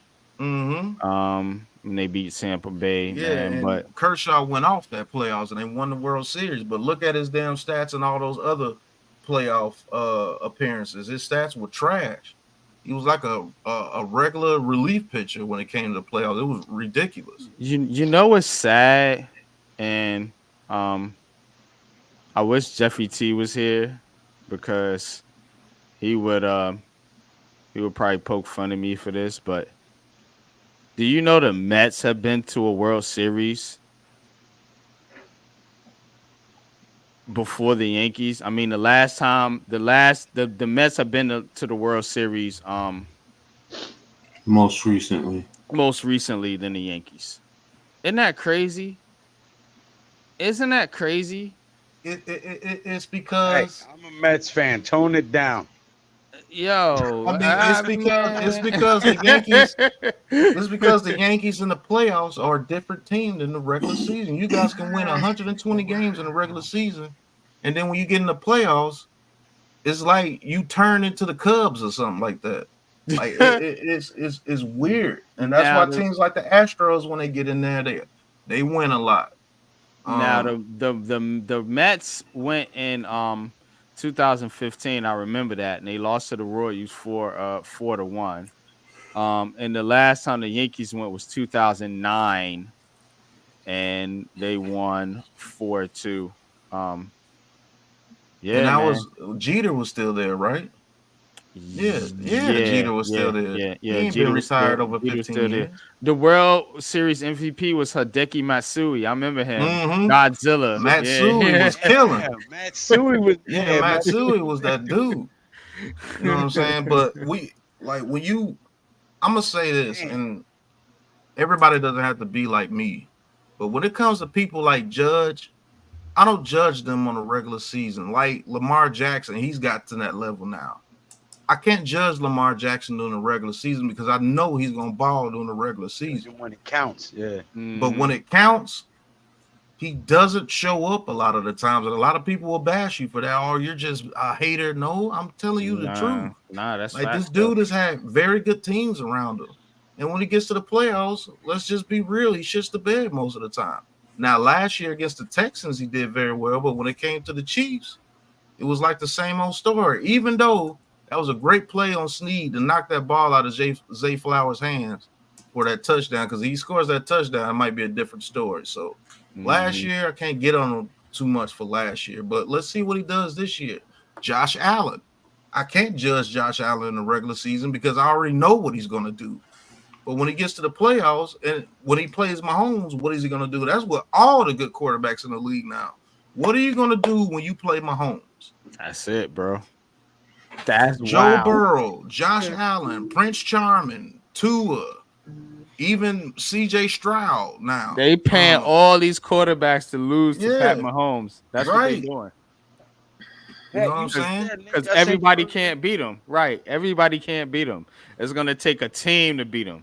It's going to take a Jared Goff type led team or a Daniel Jones type led team or a goddamn Matt Stafford type led team. It's going to take a team that don't have the best quarterback, that just got the best team and the best defense to knock off Pat Mahomes. I'm telling you, bro. It ain't going to be one of these spectacular quarterbacks that y'all drooling over. No, Brock Purdy should have done it. You know what I'm saying? Facts. So, go ahead. Did you get that link I sent you earlier? What link? With the 7 tiers? Yeah, look through your text messages. I sent you a link. But I think that'll be your next couple vids. If you look at that article, it's a lot in there for you to unpack. Pause. Okay, I got it now. Okay. Now I think that the Yankees, their glory days are done. They're gonna be in a rut for like, you know how the Giants in the 70s. Yeah, the wilderness years. I think that's where the Yankees are right now. But you know, them teams like that, they always come out of it. You know what I mean? It might take a decade and a half, 17 years, some shit like that. But when they do, they come back and win like 4, 5, and 7 years. You know what I'm saying? So, but Lou, the thing is with the Yankees, they're like the Cowboys. They're very good in the regular season. The dark age years, when you get good, you get good. But these dudes are good now. They're just not. It's the most frustrating thing in the world. That's why I don't understand. You got Aaron Judge and Juan Soto. Those are arguably 1-2 of the best hitters in baseball right now. Arguably. Not to take it back to the Giants, but when the Giants were not winning, they were back. But when they got good, that's when they won a Super Bowl. These dudes are good. Every year, year after year after year, you're making the playoffs year after year after year. That's why I think it's tougher to be like a Yankees fan than a Giants fan, because your expectations are so high every year, and then when it gets to the playoffs, you're crying because they can't win anything in the playoffs. That's the worst to me, because you can't say that, oh, we need this and this to get better, because we're already good. What else do you need? Ryan says baseball is very analytical. Yankees rely on the long ball, pause, and outside Judge and Soto.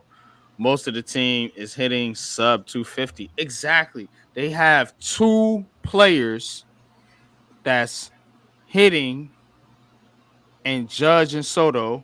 Stanton is hit or miss. So is Rizzo. LeMahieu is awful, and Torres is like, eh. So you really don't have no real hitting behind your two star players. So that's the main issue. I did not know that. So that's the main issue. Because your payroll is one of the highest in the league every year. So all these dudes that you paying all this money to be mid, maybe you need to get some players that are not well known. Right. And maybe they can pick it up. Maybe they do hit over 250 to add the Judge, to add the Soto. And you see what happens. And then Judge and Soto need to show up in the playoffs and continue to do the same thing. I would rather them be less than what they are in the regular season and turn it up like Jeter in the playoffs. Mm-hmm. Maybe you don't get the number 1 seed, but if you turn it up as a number 3 seed or something, you're gonna win. I can't stand teams like that, like the Cowboys. I can't stand them. Mm-hmm. Because you got all this talent every year, and then when you get into the playoffs, you play like the old school Bengals. And that's like, another thing. It doesn't make any sense. Shout out to Tally Ran 1. Stanton getting $300 million, bro.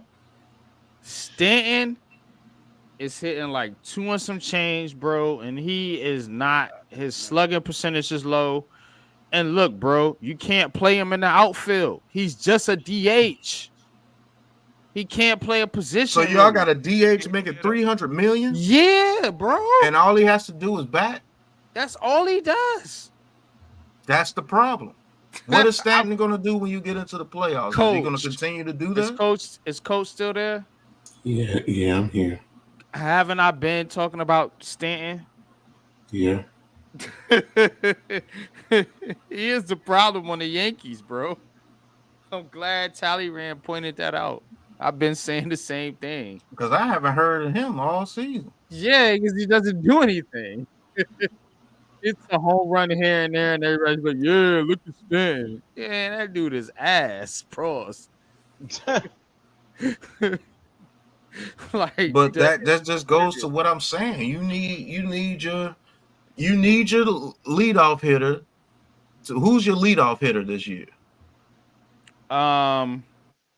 It was Volpe. I think they've been mixing Volpe and Jazz. This new guy we got, Jazz Chisholm, and he's pretty good actually. He's been pretty decent for us. Okay, so your third and fourth hitter, is that Judge and Soto? Soto, I think they've been hitting at 2, Judge at 3, and then it's either Stan, Rizzo, or somebody else at So cleanup. Me personally, I would switch Soto to 3 and 4 because if my leadoff hitter is pretty good, that second guy, he can be kind of mid. But if I got a player on base with those two monsters coming in back to back, I should be good. Mm-hmm. See what I'm saying? Like it's about lineups too. Right.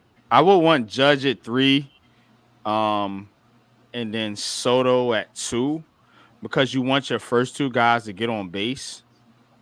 You know what I mean? Because if you have your leadoff hitter, okay, he's pretty good, and then your second guy's like, and he doesn't get on base. Okay, now your third guy is batting with 1 out, and then your fourth guy is batting with possibly 2 outs. And now you're not going to produce no runs. But if you have that 1-2 guy get on base, now that third, fourth guy, they got 2 cracks at bringing them home. See, here's how I would do me in baseball. I would have my leadoff hitter making a lot of money because I want him one of the best leadoff hitters. I want that dude to get on base. I want him to be around 320, 340 guy. That second guy, I could put a scrub there if I wanted to. As long as he's not hitting it to double plays, I'm good. You striking out, okay, we got one out, but then I got two monsters coming in with one out and a man on base. And if that leadoff hitter is a steal threat, that's even better. That Stanton dude, that DH, he has to play better because he's the guy you count on to get some runs at the back end of the roster. You see what I'm saying? Mm-hmm. And you're making all that money. You need to be the guy that can get some runs when our starters, when our start off people are not playing that well. You know what I'm saying? Or be like the cleanup of the back end of the roster. Like when my fourth and fifth player can finally get on base, I need you to be able to get the hit to get those runs in before our monsters come back up. Because now if you're batting good and then those monsters get back in there, oh, it's a problem. You know what I'm saying? That's why Big Papi was so good for the Red Sox. Man. Oh, man. You know what I'm saying? When the little caveman looking dude was I forgot his name, but he was good too. Damn, what was that dude's name? And when they had Ramirez and them boys. Oh, Poppy, Johnny Damon, yeah, Pedro Johnny Martinez. Damon, yeah, all them cats. You know what I'm saying? Like, so we'll see what you guys do in the playoffs, but I don't know baseball like that, but I have a decent amount of knowledge about it. You know enough, bro. I'm quite impressed, man, with this conversation tonight because we can't. It's hard for us to get people to. That's why I miss Jeffy T because me and Jeffy would talk. But ask Coach, we'd be talking baseball for damn near the whole show. Like I fuck with baseball. Pause. Like that's one of my favorite sports. You know what I mean? I couldn't play baseball, but I played what was called stickball in New York. So that's how we got our little baseball fix in or whatever, man. But I've always been a big baseball fan, man. Speaking of baseball, the Yankees 4-3, top of the ninth, at the Texans right now. Let's see who we got up here at the mound.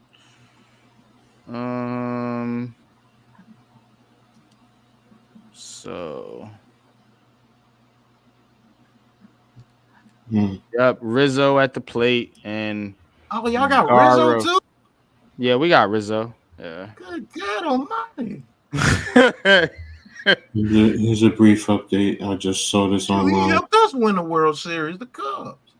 They should be better than Jets cornerback Michael Carter II agreed to terms on a 3-year, $30 million.75 extension with $17 million guaranteed. Come on, Jets. Yep. The running back for the Jets.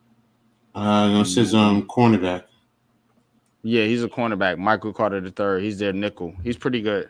He's they got a Carter over there as a running back too from North Carolina. But yeah, Carter III, the nickel. He is definitely pretty good there. Now, gonna check in real briefly here on the Mets. So the Mets won 7-2. The Mets are now 75-64. Man, shout out to the Mets because if you don't know and you haven't been following this show or you haven't been following baseball, the Mets are one of the teams that, you know, were kind of picked to be in the bottom of the league, in the bottom of the standings, but they are now 1/2 game behind the Atlanta Braves for the final NL wildcard spot. So they have now won 6 in a row. 6 in a row. So shout out to the Mets, man. 6 in a row there. Only, like I said, a 1/2 game behind Atlanta. 3 games behind the Diamondbacks. And a full about 5 games behind the San Diego Padres for the final wild card spot. 3 wild card spots. As you know, the Yankees are the division leaders right now, up a game over Baltimore. So Baltimore is your wild card leader right now with Minnesota and Kansas City Kansas City Royals. What the hell? But Mets beat Boston. Thank you once again to the Mets. Anytime you can beat a Boston team, I'm gonna give you a round of applause. So you definitely salute to the Mets there, man. We appreciate y'all, man. But let's get into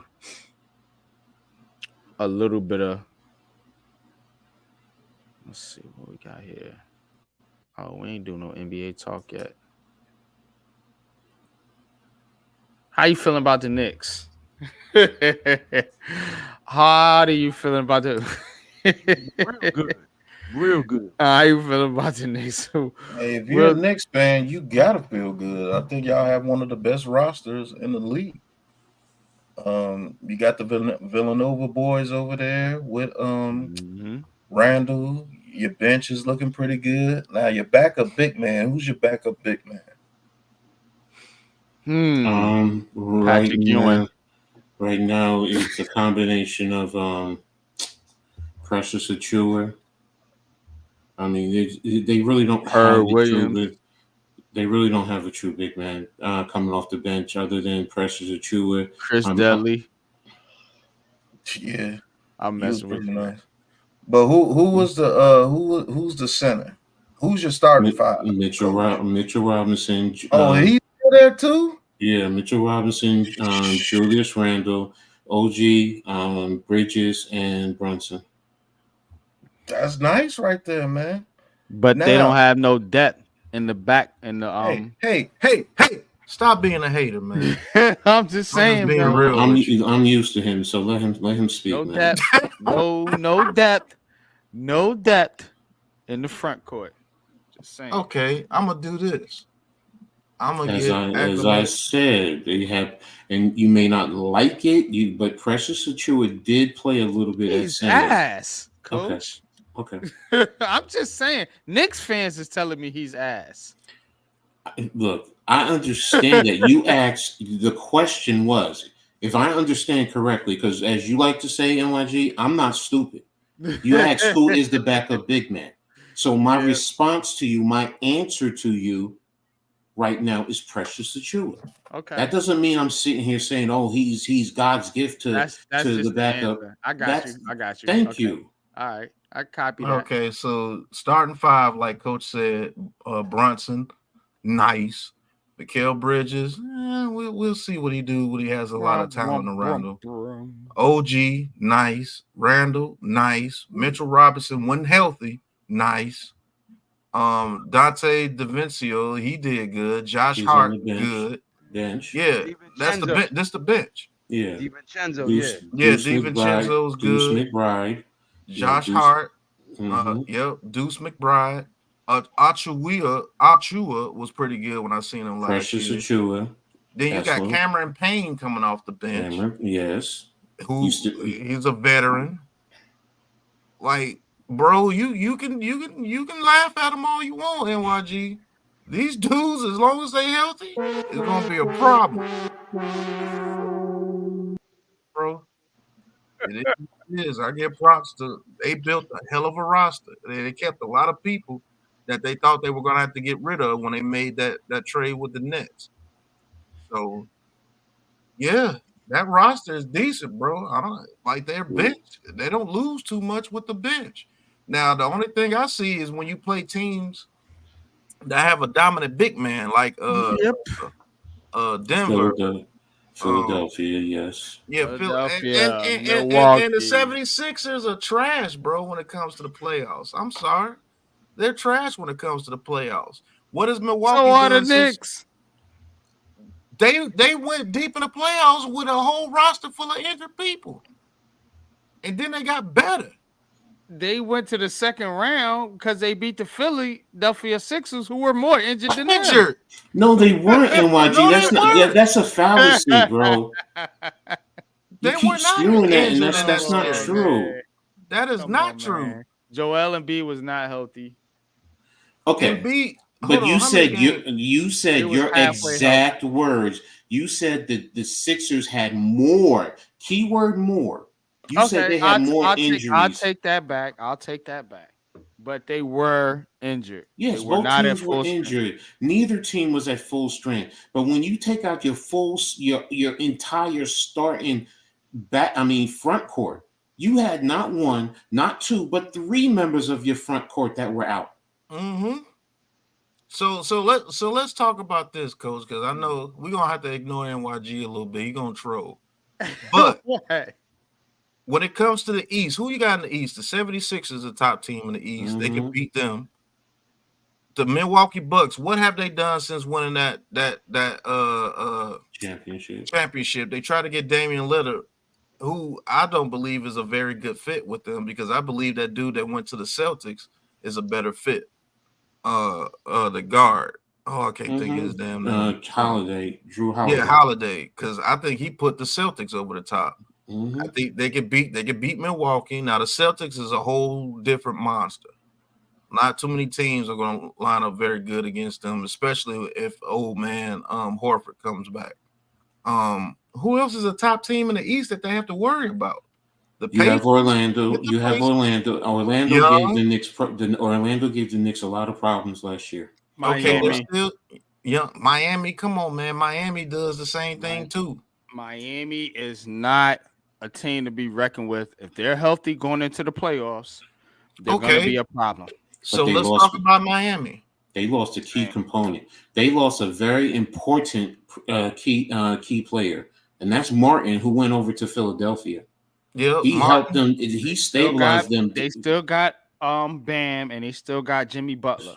Yeah. So Jimmy Buckets. I'm not saying they're gonna be an all-world team. I'm just saying that's a team you're gonna have to watch out for in the playoffs, because they're a veteran team and they have good coaching, which we always talk about, and they have veteran leadership. Man, I'm just telling you. Okay, so can you name the Heat starting five for me, or can you pull it up real quick?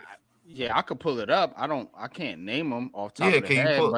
I know Jimmy Butler, Jimmy Butler. What's the white boy? Not Robinson. Tyler Hero. Yeah, Hero. Tyler Hero. Do they don't have Lowry no more, do they? No, Lowry's been with Philadelphia for a minute. I think now. Lowry went to the 76ers. So who's their big man besides Bam? I don't think they have a big. That's pretty much. That's pretty much it. Yeah.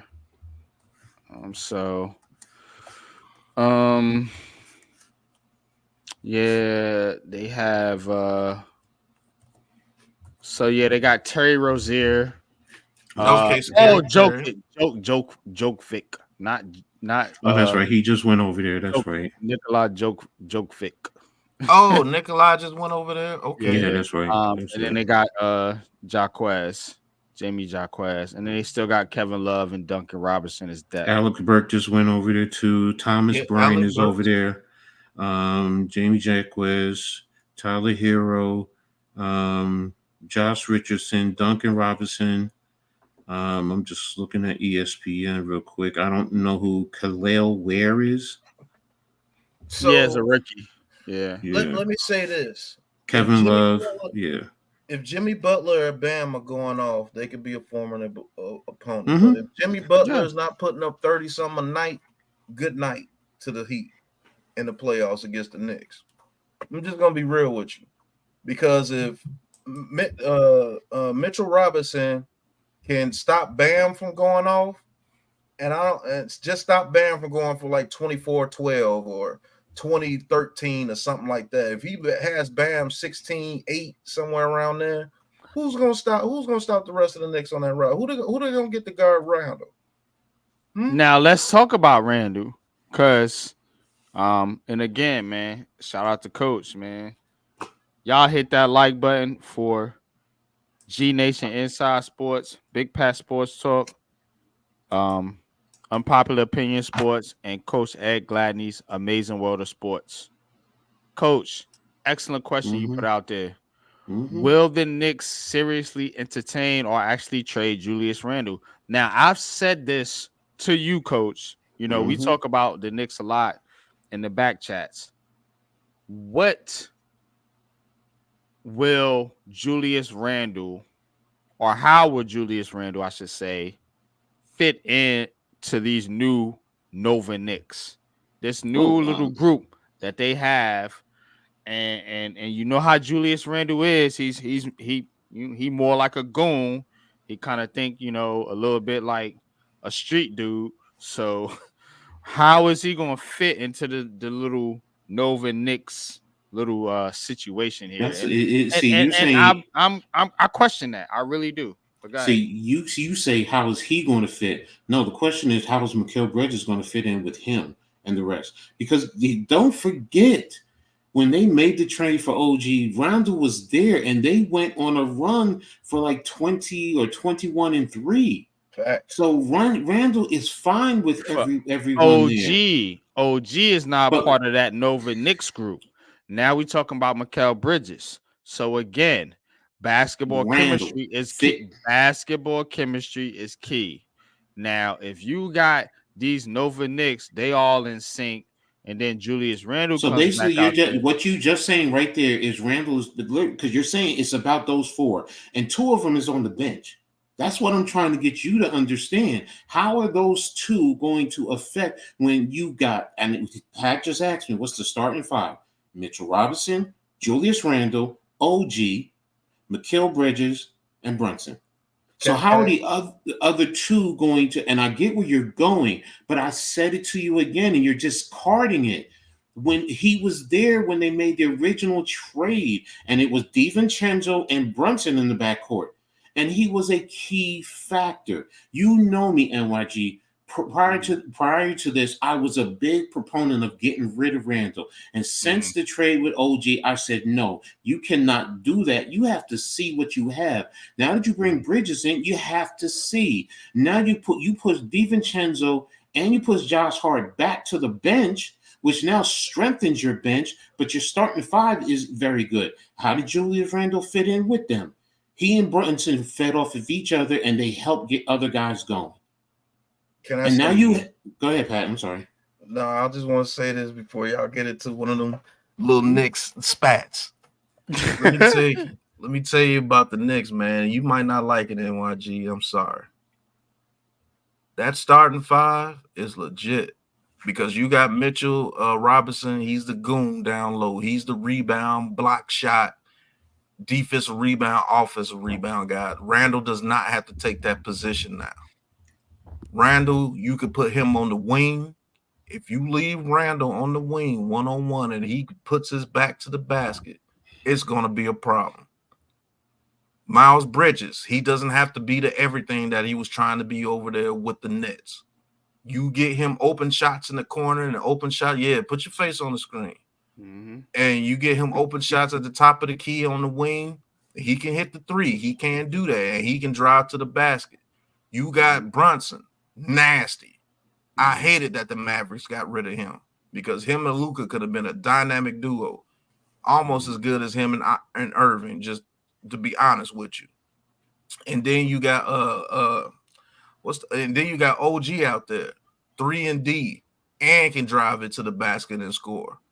If they play as a team and they don't play hero ball, they're going to be an absolute problem for anybody in the league because they have every part of the court locked down. They do with that starting five. And then you got Josh Hart coming off the bench. You got DiVincenzo coming off. I mean, I always fuck his name up. DiVincenzo coming off the bench. You got Cameron Payne coming off the bench. They almost got a legit starting five coming off the bench now. If you really want to get real with it, and they can play you in two different ways. They can speed you up.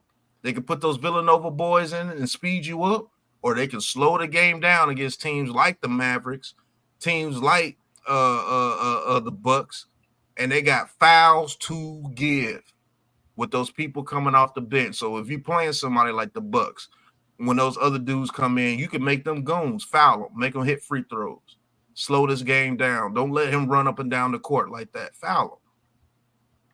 You see Who what is I'm the saying? Knicks backup center? Let me check. Right now, it's only Precious Jericho Achiuwa. Sims. I forgot about Jericho. Jericho Precious Sims and Achiuwa. Precious Achiuwa. That's 12 fouls. 12 behind your two big men. So when you need to bring those guys out, yes, their defense is not going to be as good as Mitchell Robinson, but I got 12 good fouls behind Mitchell Robinson, and Mitchell Robinson has 6 fouls that he can give too. So when Mitchell Robinson gets in foul trouble, when he's going against somebody like the dude from the Sixers, Embiid, okay, Mitchell Robinson got 2 fouls in the first half. I could bring Achiuwa and Jericho Sims, and they could give me some good fouls to where Mitchell Robinson could get some rest. Is he going to dominate the whole game? No, because freaking Embiid is the guy. He likes to take threes and do all that stupid stuff too. And if he's off, my starting 5 is going to run you off the court. So you can laugh at him.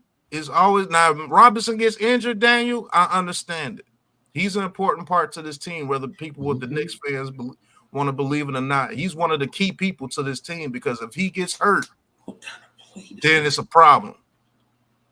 You know what I'm saying? Then you might have to run the Villanova boys a little bit more. But if that dude is healthy, and that's a major if he stays healthy, you ain't gonna be laughing at the Knicks this year. I promise you, you're not. First off, I told Coach and Man Cave on my stream that you guys were gonna need Mitchell Robinson in that Pacers series. Did Coach? Yes, you did. You did. Because I need Coach for my receipts now because I don't remember everything. So I'm pretty sure that's what I said, right? So again, I know basketball. I'm saying now what the Knicks have going on, I agree with you. I'm not saying the Knicks are going to be trash or anything like that. My thing is what the Knicks are going to run up against is they're going to have a problem in their front court. Like I said last year when Mitchell Robinson went down, because they don't have no depth behind Mitchell Robinson. That's why they were so pressed to sign homeboy Hartenstein. They know that they don't have the big man to compete with the Celtics and the Bucks and some of the other teams in the Western Conference. They know that. That's what I'm saying. They have to get more depth in the front courts. Mitchell Robinson is a start. I've been saying Mitchell Robinson was needed by the Knicks. I told Coach 2 years ago that Julius Randle was needed by the Knicks. Now, I'm good with everybody questioning my football acumen. You're not going to question my basketball acumen. I know the game, bro, and I'm not fucking rambling. This is how you beat the Boston Celtics and the Milwaukee Bucks. You have to match up in the front court with those guys because they're wing-based play.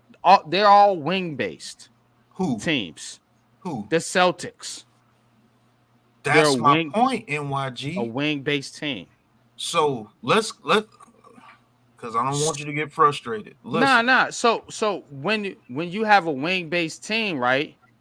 The Knicks already have the wings to match up with them. What they don't have is the bigger bodies to bang with some of the players in the paint. That's if Mitchell Robinson is not there. You make a valid point, but when Mitchell Robinson changes that, you see what I'm saying? Because that I agree. What's the tall foreign guy over there with Porzingis? Okay, so let's say Porzingis is healthy. It's Porzingis, Tatum, Brown, Holiday, Big Al. No, it's White.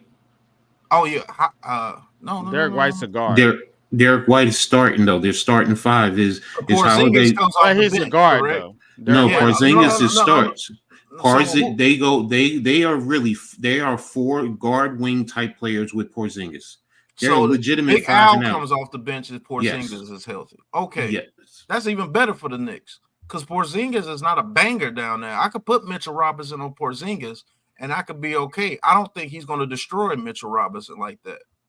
Now, who the hell's going to guard Randall? White? No, it has to be. They're probably going to put Tatum on him. He's going to eat Tatum alive if you put Tatum on him. It can't be Brown. It can't be Brown. You're going to have to put a wing type player. Now, if Julius Randle wants to go down in the post and just back these guys down, then yeah, you're going to have to send help. You know what I'm saying? You see what I'm saying?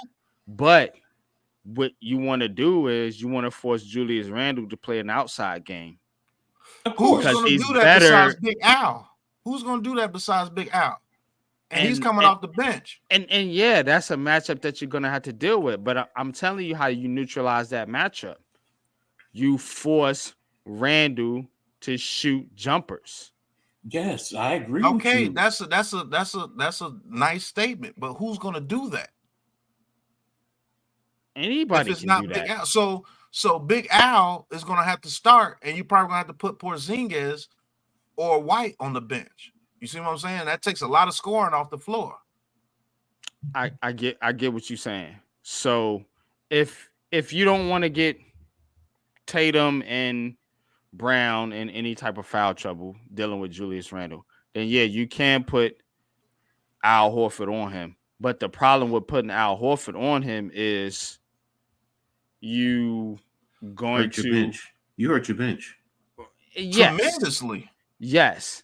And the fact is that you could potentially get him in foul trouble guarding those two players. Now, here's the problem that I have with the modern day NBA. When we talking about schematics and stuff like that, is that these players, these so-called superstar players, you got to understand, you got to play both ends of the court. I can't save you just for offense, Jason Tatum. You got to guard fucking the best player on it. That's who you are. You're a fucking superstar.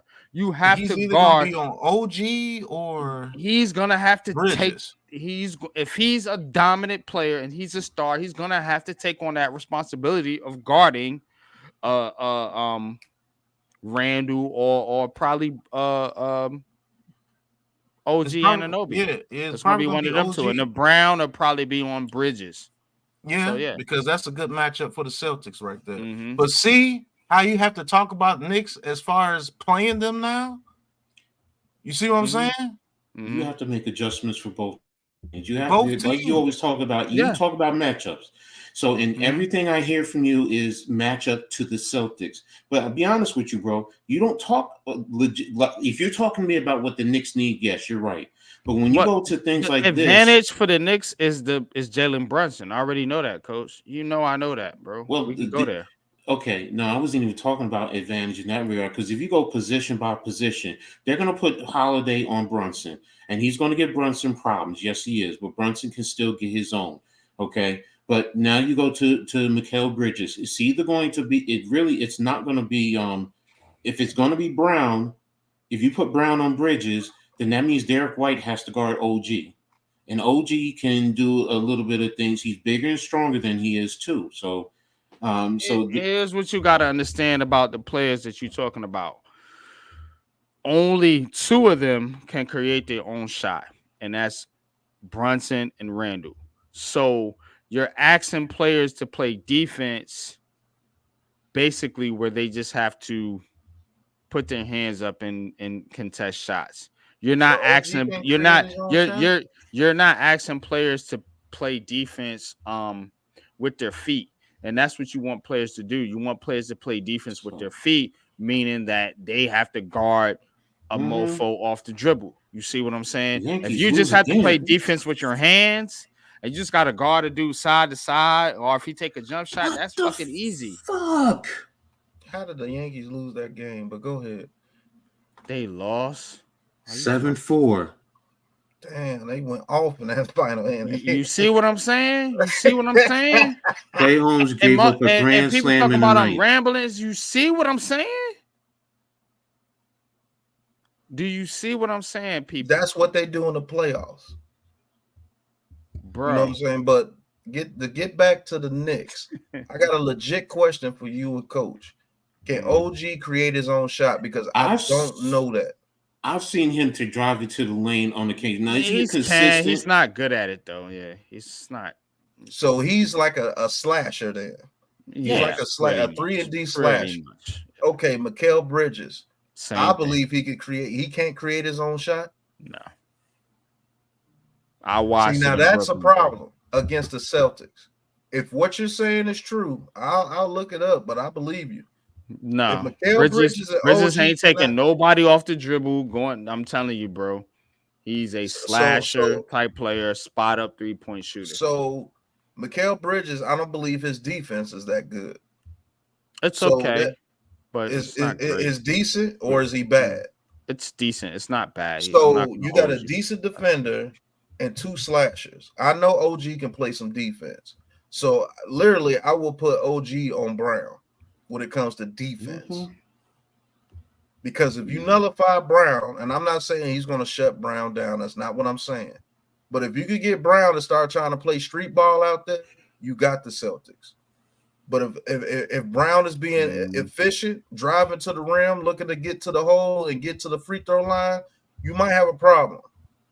But I have to see if Mikal Bridges has any type of way of creating his own shot, because that could be an issue if those 2 wing players can't create their own shots, because the Celtics defense could be smothering. White plays good defense, Holiday plays good defense, and Brown plays damn good defense. Their weak point is freaking Tatum when it comes to defense, because he doesn't play defense that well. So will you put Holiday on Brunson? I like that matchup for the Celtics and the Knicks, if that makes any sense, because I think Brunson can still get his, even though Holiday is a monster. He's just going to have to work extra hard. So when he comes down on offense to try to get his points, he's going to have to work extremely hard to get those points, which can tire Brunson on defense. And if you're putting Brunson on Tatum, that might be a problem. A tired Brunson on Tatum is not going to be a good thing. So that's the only team I really see that could give the Knicks problems if those 2 guys can't create their own shot. That can be a problem. But here's the thing, Pat. Here's the thing, and you both are right. You both are saying, giving excellent points. But just like with Mikal Bridges, right? You got Josh Hart coming off the bench. Josh Hart can create. You don't forget that he can give you a triple double. He definitely don't get you rebounds. He can get you the assists. So those nights that Mikal is not producing and he's not creating, if you need creation, Josh Hart. So you can bring Hart in and play him and do that. So I get where I'm gonna let Josh Hart shoot all fucking day. I will let him. I don't think you want to do that. I will. I promise you, I will. Okay. I will let Josh Hart shoot. He's a streaky shooter. He's streaky. I'm telling you, bro. He's sleeping on my basketball knowledge. I will let that dude sleeping on your basketball knowledge. But no. I'm just telling you. I will let that dude shoot all day, and then you know what? But you just disregarded my point. You really just disregarded my point. I said he can create. Hart can create. He can attack the paint. Are you saying he can't? So there you go. I didn't say he can shoot. I said I would use him as a creator, as a facilitator is necessary. There's so many times. And what I'm gonna do, Coach, is play back on him. That's what I'm gonna do, and I'm gonna allow him to shoot the jumper. Like my man say here, he can't. So you're saying that he's like a Draymond Green type. He's streaky. Yeah, I'm going to play inside and let him take the shot. Okay. And if he gets hot, then we'll adjust. But I doubt he does. If Glenn Wright, because I think Bridges will be a bucket in that system. If Bridges can get his own buckets, it's gonna be a good series regardless. But the Celtics will have to worry about them. But if those dudes can't create their own shot, then there's a problem. The whole X factor for the Knicks this year is first and foremost, guys got to stay healthy. We all know that. Bro. Yeah, they got to stay healthy. We all know that. Number 2, it is Mitchell. It is on Julius Randle. On certain teams, bless you. On certain teams, there's teams like I'm gonna be honest. Against Milwaukee, they have the length and the size to match up with Julius and the Knicks size, because you have Lurch, Brooke Lopez, who's there. Now he'll pull Robinson out of the lane because that's all he wants to do is shoot threes. So there you go. So that opens up the lane, in a sense for Milwaukee. And conversely, on the defensive end, you now have the Greek Freak on Julius. So 9 times out of 10, I'm going to call that a wash. So the Knicks do match up with Milwaukee a lot better than people want to give them credit for. Okay, the team that has always last year gave the Knicks the most problem is the Orlando Magic. They are physical on defense, very physical, and Pablo Panchero. I praise this kid to the umpty. He is a matchup problem. For just about any team in the league. Then you just brought over KCP over there. Someone said, "Oh, he's not that big of a factor." Yes, he is. He's a defense. He's a 3-and-D type of player, and he's a winner. He's won the championship, and he's been in big games. So he's going to help a young team develop and learn and grow. That gives the Knicks problem. They match up with the Knicks a lot better than people will realize. They have, and don't forget about the Wagner boys. They have the team. It's just they're young. They are young. So, and they're growing and they're developing. I keep saying it. They're going to be a team that causes more problem. Team that can match up with the Knicks in terms of their size and length. Cleveland, because they have two 6'10", 7-foot guys that can match up with Robinson. Now, are they overly physical? Not always, but they still match up, and then they create problems also on the offensive end too. So the Knicks are closer to a lot of these other teams, below Boston. I will admit that, because the biggest thing with the Knicks and the Celtics is if Porzingis is healthy, he does one thing that Robinson cannot handle, and that's stay outside. And then when he gets him outside, he can take him off the dribble a little bit and facilitate in that regard. No, is he what's his name down in San Antonio? No. But what I'm saying is matching up against Robinson will then foul. That's an issue. That's a problem, especially if the Porzingis is hitting the threes from the outside. Robinson will have no choice. So then the Knicks have to adjust. And what do you do in terms of adjusting to that factor? Hey, can I say something real quick? You sleeping on Bridges. No, I'm not. That dude in the system will be dynamite. He can create his own shot. That dude can create his own shot. When you got that floor spaced out the way they have it spaced out. Yeah. Bro, what do you mean by creating his own shot? Or do you mean he's just gonna take somebody off the dribble and get to the paint? Because he's not gonna do that. What? No. I'm sitting here looking at the dude. On a consistent basis? No. He doesn't have to do that on a consistent basis. I'm not looking at highlights. I don't look at highlights the other way. I'm not looking at highlights the way people look at highlights. I'm looking at the way he moves and everything, and compare it to where he's going to be playing. With the Knicks, not a shot creator. Okay, all right. So when I'm talking about a shot creator, I'm talking about somebody that can ISO and create their own shot and draw in a deep. Bridges is not going to do that on a consistent basis. I know he's not going to. I'm looking at it. He's not going to do that on a consistent basis. But when I'm telling you, he doesn't have to. With the lineup that he's saying he doesn't have to, and that he does is two different things. So no, he can create his own shot at a lower level, not like a Durant or LeBron doesn't even do that well. Not like a Durant or a Booker or anybody like that. Create a shot pretty well. No, he bullies his way to the hole. He doesn't create a shot like that, bro. He's just bigger, stronger, faster than everybody in the league. That's a fact. And he bullies his way in there. I'm talking about just being able to slash, come up, stop, pull up, take the shot. He can do that.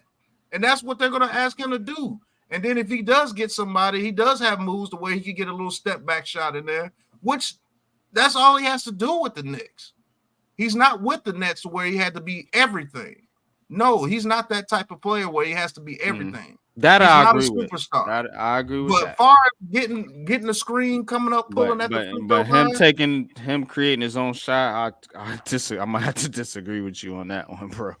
The ability to and actually doing it is two different things. Pat is saying he has the ability to. What you were saying he doesn't do. Go ahead. You got it. Nah, you're right. Go ahead. I mean, yeah, he does have the ability to. Yeah, he's in the NBA. He should. And those corner and wing threes, oh, that's his game. He'll do that all day for you. And I'm telling you, that's where the Knicks are building this team. And he can, if he has to take you off the dribble, if you're not a legit defender like that. Now, if Brown is on him, I don't think he'll be able to do what he did with the Nets if Brown is on him.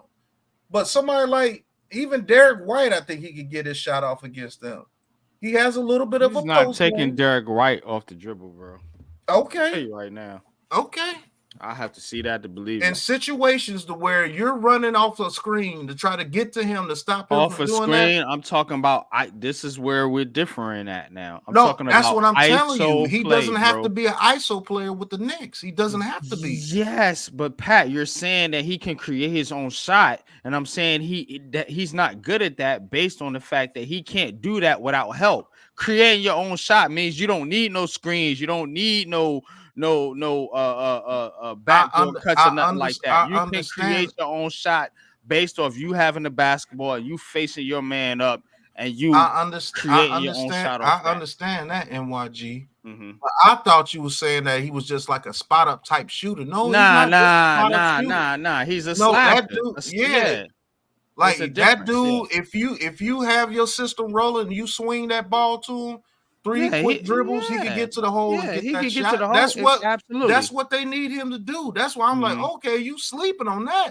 He could be a problem with the Knicks. It's just miscommunication because I'm like, coach, when they come to basketball, I get literal. you talking about create your own shot. He can't do that shit. He's not a Booker. He's not a somebody like not a James Harden or a Kyrie Irving or a Luka. No, nowhere's near that.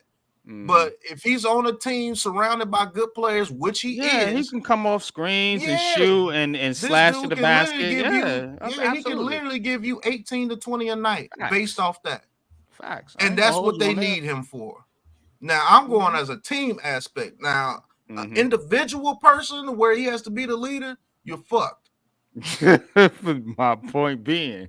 But that's the point, NYG. That's what the coach is trying to elaborate to you. That dude's going to be a problem with the Knicks because you're surrounded by so many things on the court. You have to worry about Brunson. You have to worry about OG. You have to worry about Randall. You have to worry about all those guys. It's going to be a problem if they all buy in. The only thing that will stop that offense from flowing is if Mitchell Robinson is in the way.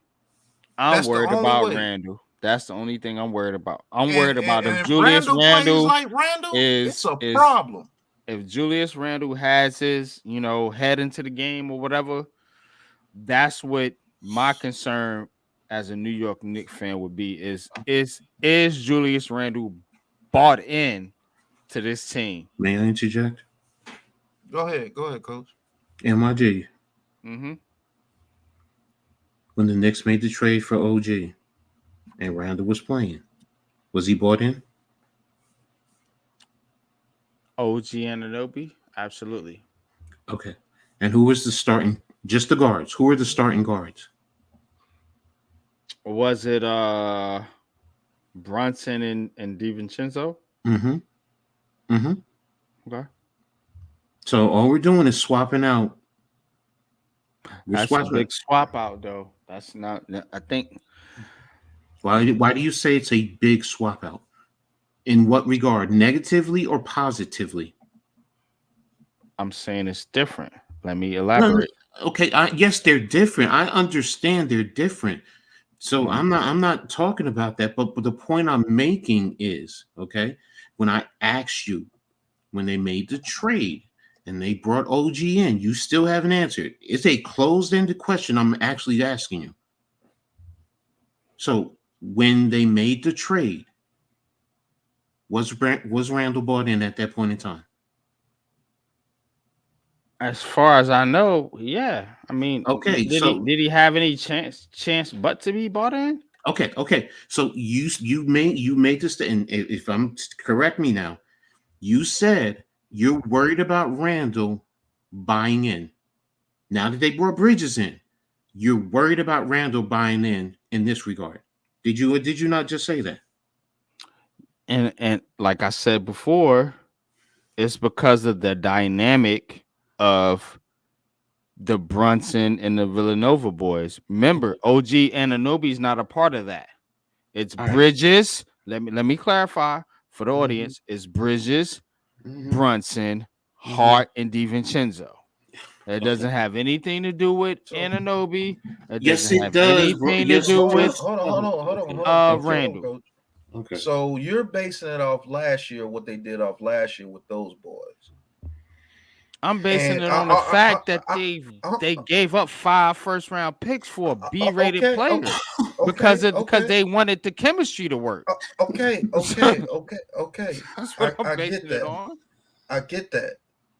So you're saying that without those Villanova boys being in there, they will be disarray.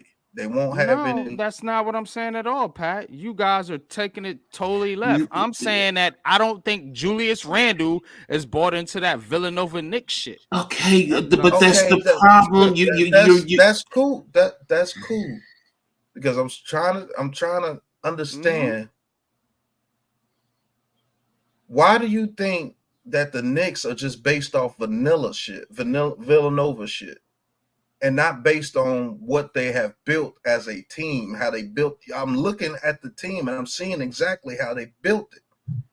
And I'm looking at the team too, and I'm looking at it as in, yeah, you got all these pieces fitting together. There's one piece that I'm not totally sold on. So you're saying that hold on.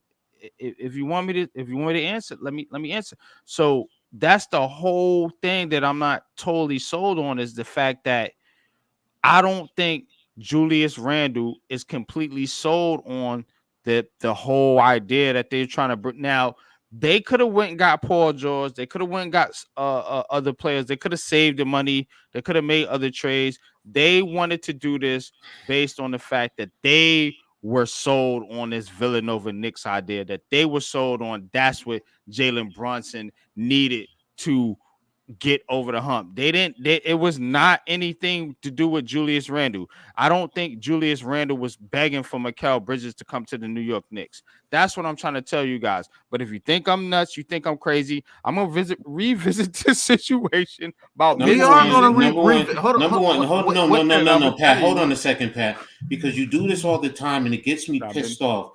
Stop putting words in my mouth. I never called you crazy. I never insinuated that you were crazy. I didn't say Coach Ed did. I'm just saying. You just said y'all. See, it's you, me, and Pat having a conversation. I don't know where this other people come into the equation.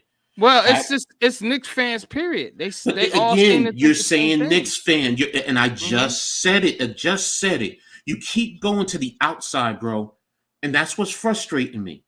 Okay. I said you, me, and Pat are having a conversation. There's nobody else. Screw the chat. Screw everyone else. Us three. It's us three. And then you just made the statement that y'all think I'm crazy. That's what I'm talking about. I'm compartmentalizing everything. I'm stripping down everything you are saying, bro. But you keep throwing everything together. Just like I asked you about about taking out DiVincenzo for what you call it, but you keep going to the Villanova boys, and I'm specifically talking about one damn thing, but you won't answer that. And just with this, you were sitting here taking y'all and Knicks fans, and I'm saying us three, and I said, stop putting words in my mouth. Coach Ed has never, I respect you way too damn much to think that you are crazy, to call you crazy, to insinuate that you are crazy. I know you know basketball. I don't care about that, man. That's no sweat off my back, man. Pause. I'm just saying that, I want you to understand the dynamic that is being set in New York. You guys got to understand that you have a volatile player in Julius Randle that is coming back off an injury, hasn't played last year, and now you're bringing in Mikal Bridges, and these guys are all buddy, and they're developing this chemistry. And I don't know what Julius Randle fits into that. I understand. I understand exactly where you're coming from. That's all I'm saying, bro. I understand exactly where you're coming from. So let me ask you. Let me ask you this, NYG. So you're on the side of believing that Julius Randle is not going to be a team player and not play hero ball. Is that where you're getting to? I don't know. That's what I'm saying. It's a question mark for me. And that is a question mark. But what me and coach is saying, if that dude plays Julius Randle basketball back to the basket, get your points when they put when they put you in a situation where you're on the wing and you're in an advantage situation, and he plays just team basketball, that team is deadly. But I do understand where you're coming from. If Julius Randle does what Julius Randle normally does sometimes, is go down there, dribble between the legs, try to be freaking Kobe, then yes, that is an absolute problem with the quote-unquote Villanova boys. That's what I was trying to get to. That's where the miscommunication is coming from. But to coach's point, he played that type of basketball before he got hurt with the quote-unquote Villanova boys. You're just switching out DiVincenzo for Mikal Bridges. That's it. You're not switching them out. They're on the same team, though. I'm just saying. But the starting five, Mikal Bridges comes in. That's where you're getting to. The Villanova boys, two of them are on the bench, and they come off the bench. But when they were in there, Julius Randle was playing some ball. That's how they got that hype before they got hurt.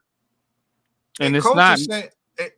And coach is saying that I seen Julius Randle play that type of basketball before he got hurt. But to your point, you're saying that I've seen Julius Randle play selfish basketball too. And when he gets into his own head, it is a problem. And that can mess up the whole Villanova boys thing, as you call it. And it's you not. See what I'm saying? Yeah, and it's not no talent thing.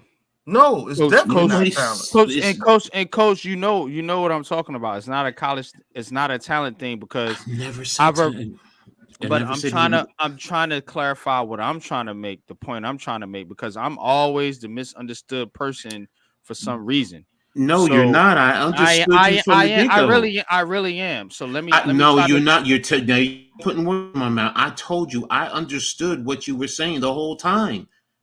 I've always understood what you were saying, because your point is bring it over Mikal Bridges because those are his boys. They won the championship. There's a level of continuity. I get that, bro. I've coached for 41 damn years, so I understand about player continuity and all that stuff. I played basketball as long as you've coached. Okay, I get that point. But what I'm saying to you is because you keep saying you don't know, right? Who is the one who got me to change my mind about Julius Randle? Who? Wasn't it you? Well, that's what I'm saying. Okay, so bro, listen. Okay, see, here's the thing. I ask you close-ended questions, and you're not just saying yes or no. That's all I'm asking you. I'm asking because I'm trying to get to my point. So you're the one that convinced me. You kept saying, "Coach, you're going to need Julius Randle." And I kept saying this and that. Everything that Pat said.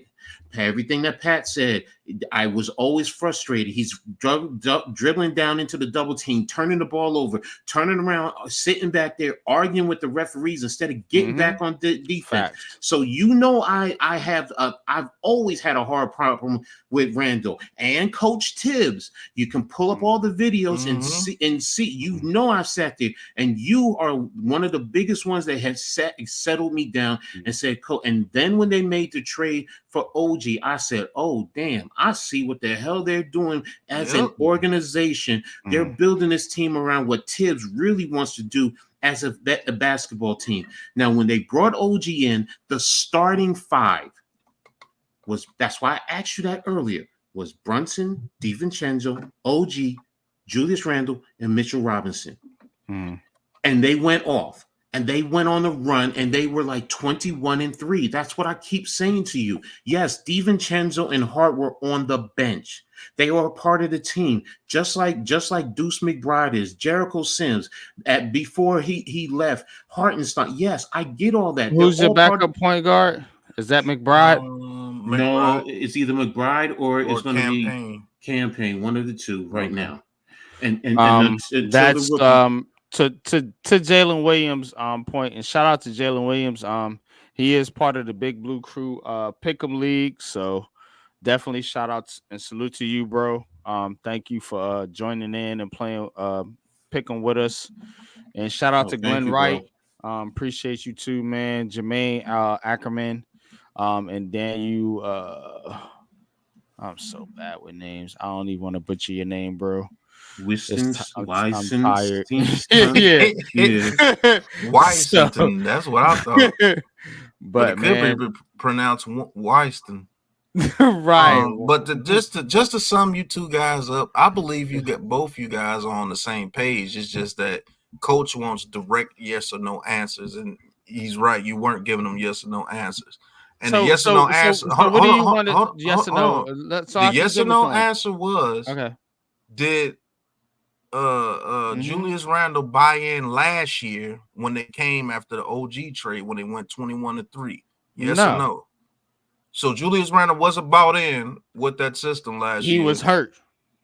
No, when they went 21-3, when they first made the trade, Randle was there with OG Anunoby. Yes, but that's not who we're talking about. But yeah, I agree with you. He was okay. So if he bought in there, is there a chance that he can be bought in now? Is there a chance? Absolutely. Do I think that's the all case? Coaches, that's all coaches trying to get out of you. I don't think that's the case. And now you got to understand. You don't think that he would be bought in? Coach thinks that he would be bought in, and that's the difference between this Knicks team being good or being bad. And they won't even be that bad if Julius Randle leaves. They will still be good. I don't think they'll be championship level. Exactly. And that's what I'm going. They will still be good. But me personally, I have to go off previous data of current previous data. And current previous data shows that dude bought in when they brought those people over there. So I have to go with the mindset that Julius Randle, just because it's Mikal Bridges now, is still going to be bought in because it's the same system, just it could be better because Mikal Bridges is a better offensive player than Josh Hart. And OG being healthy is better than DiVincenzo. You see what I'm saying? And he proved last year when you bring in Josh Hart and DiVincenzo, if you want to get Brunson or somebody a rest, that you can keep him in there. And if he's not in foul trouble, he will still be Julius Randle and still play that system.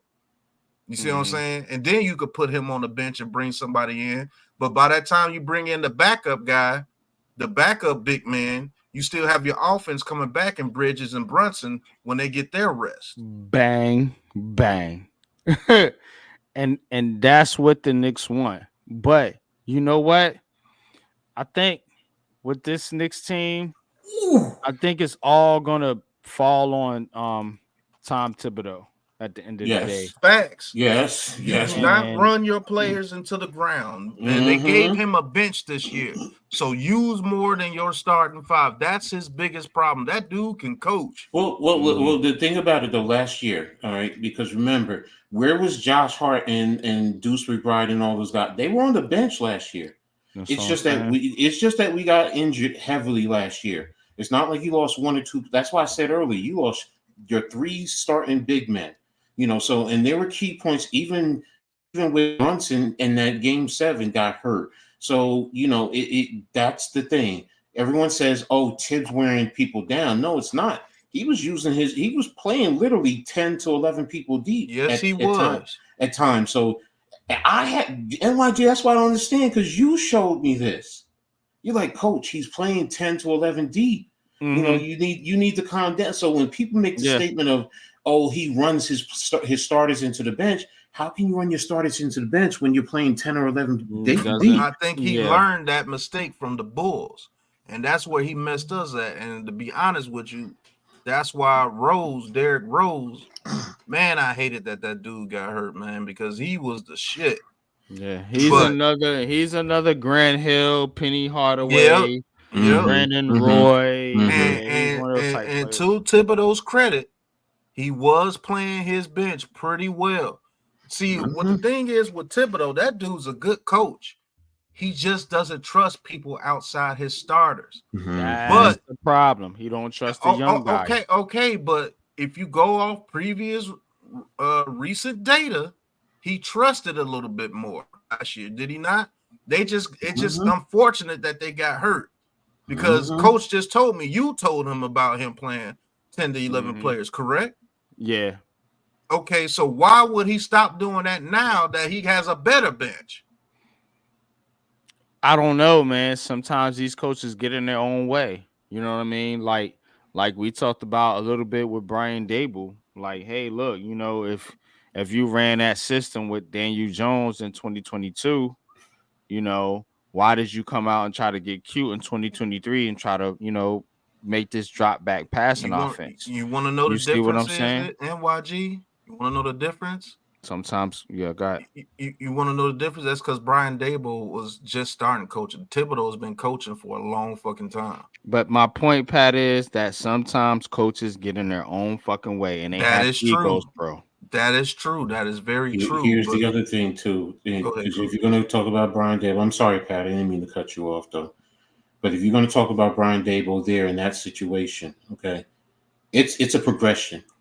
You don't always do the same thing your first year because here's the thing: the other teams in the league are paying attention and they're dissecting film. So you need to add on to it. So if you're running, yes, you want to say, well, you had Saquon Barkley, so you should have based it strictly off of that. You still have to progress. You have to try because if you don't, you're not coaching up to your maximum ability. You're not coaching up your players. Period. And that's not just in football. That's all sports. I mean that's all sports. I've done it for years, NYG, and I'm an experienced coach. And if I go to a new place, I'm going to start with some basic foundational pieces. I'm not giving everybody all my stuff in my playbook first year. First and foremost, that's going to overwhelm them. Now, basketball may be a little bit different. Some teams may not have as many plays as you do with football. I get that. So you might be able to implement a little bit more. But still, if football you have 200 plays and basketball you have 30 plays, you're not giving your team a full 30 plays the first year you're implementing it. You might give them 70. No, nobody's gonna do that, Coach. Not to cut you off, but nobody's gonna do that. The only thing I was insinuating is that you completely change your offensive philosophy. You did not just change your play calling. You change your offensive philosophy. And I understand what you're saying, Coach, and what you're saying, Pat, is like, yeah, you don't got to be the same way as last year. We don't want that. We don't want no predictable head coach. But what we don't want is to get away from your strengths just because you feel like this is the way you want to call football, regardless of who you have on your team. Okay, I got it. So the very first year, when Brian Dable ran that system the very first year, do you think he had a choice to run that type of system, not to run that type of system that very first year with that team? Well, he had to run it based on who he had. Okay. Exactly. So did they not get new personnel the next year? Didn't they not draft Jalen Hyatt and Robinson came back healthy and they got Darren Waller. Did they not get all those guys? Because he wants to get to his system. He couldn't do it his first year. And fortunately for us, it worked. It did work. Now, to your point, could they have ran the same type of system last year and had 2023 and had a little bit of success? I think they could have if Darren Waller and them were in sync with each other, but that's not normally his style of play caller. They just did it because they did play caller conducive to their roster, which is a great thing for a coach because he literally could have came there and tried to run that air raid and got Daniel Jones' neck broke immediately with that offensive line. Mm-hmm. So when you're a first starting coach, you're brand new, you have no coaching behind your back besides being an assistant, no head coach experience, and you're taking on a roster that was in disarray. Yeah, you're going to do that to be conducive to that particular roster that year, unless your expansion team is different, where you get a whole bunch of new players, they've never played with each other and everything, and you can run your system like that. But to your point, yes, some coaches do go back and be hard-headed and bullheaded, like Wink. Mm-hmm.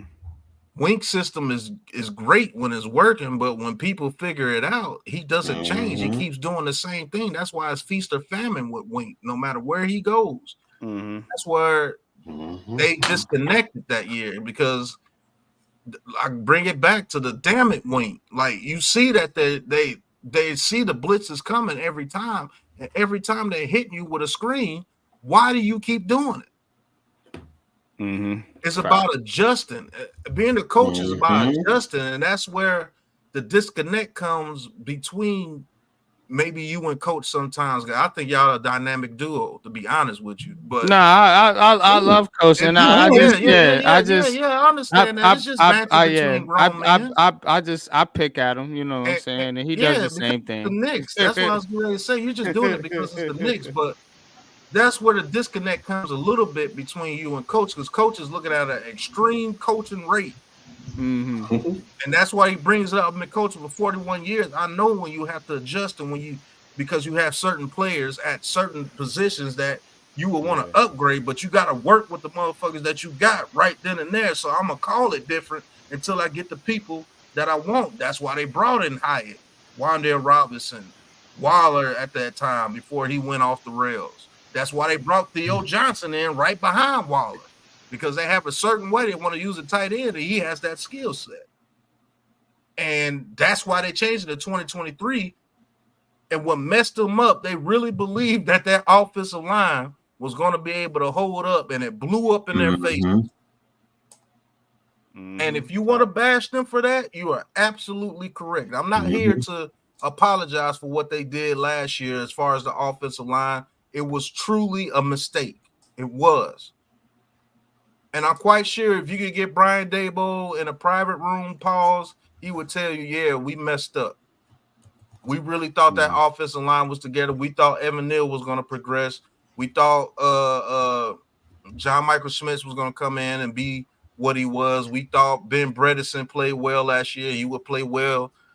He would get better this year, and it just didn't work out. And that's why it looked like a shit show for those first couple of weeks. I ain't even realized we was 3 in, bro. We're gonna have to wrap up.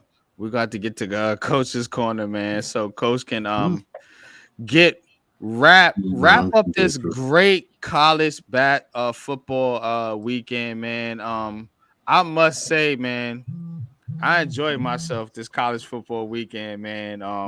You know, talking with Coach, talking with Pat. I'm not really that a college football fan, man, but I had a good time, man.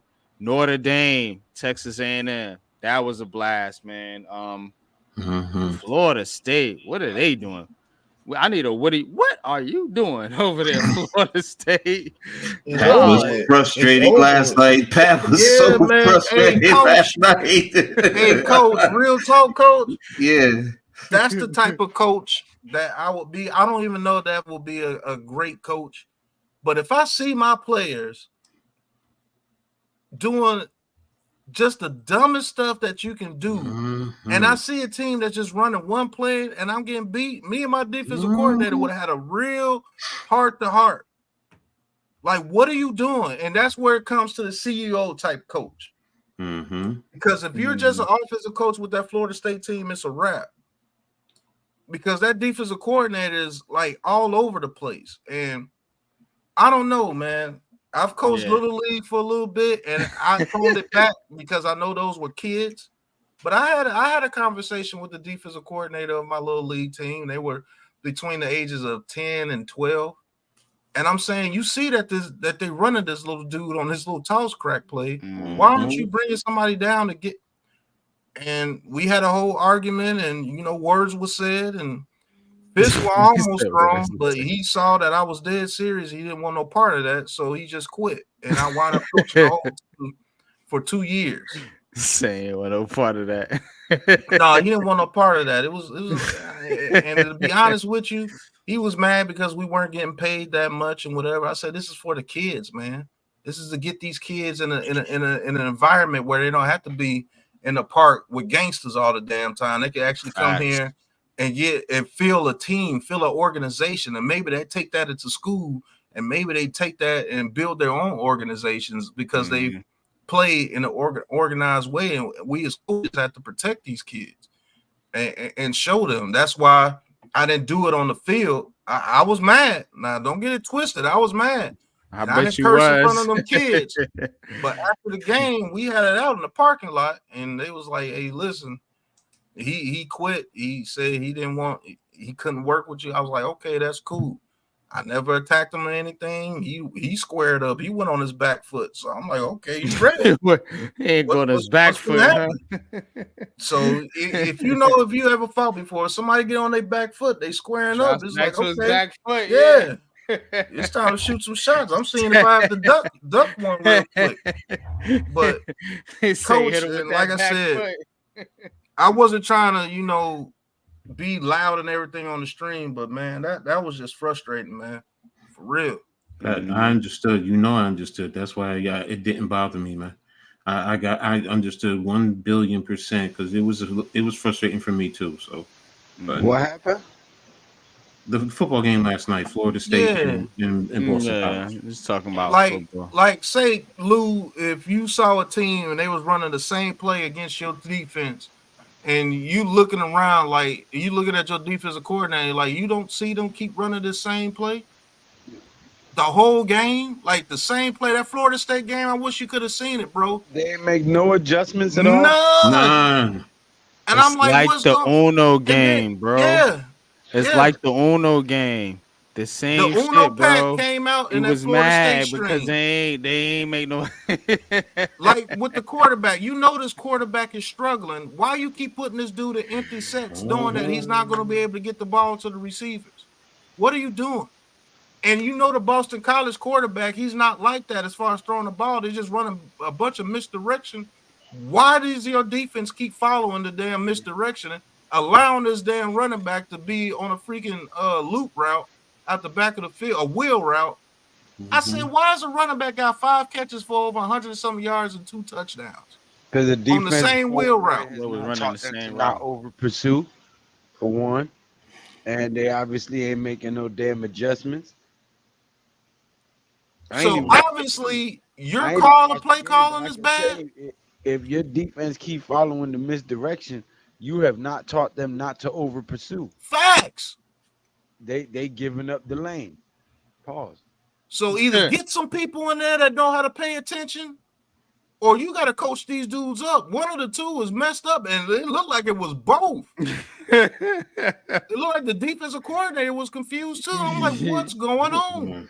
Y'all crazy, man. Shout out to the chat. Listen, shout out to Jada God. Shout out to I'm Jada laid back, but put me in a competitive environment. Put me in a competitive environment. You'll see the real me come out. Shout out to Glenn Wright. Shout out to Daniel. Shout out to Frank. Coach, man. It's time for Coach's Corner, man. I want the real scoop on this college football weekend here, man. It's been a long time. I know you've been fired up. I was able to catch some of the games with you, man, but I want you to really get into, man, the heart of the city, man. This is the heart of the city, man. That's what we talk about. So get into Coach's Corner, man. Tell us what's going on with the women and the youngsters, man. Let's get it.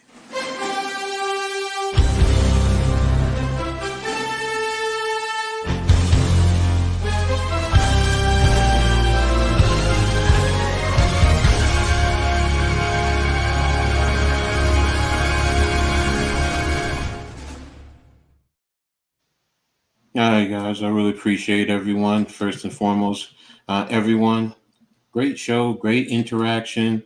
I really appreciate everyone. Yeah, I know. It seems like we were Testy, no, that's just how brothers get, and that's how we do. So, I know what he's doing. He knows what I'm doing. So, and it's all love. So, but getting into Coach's Court, I'm always going to start with the ladies. You know how I feel about the ladies. So I'm going to start with the New York Liberty.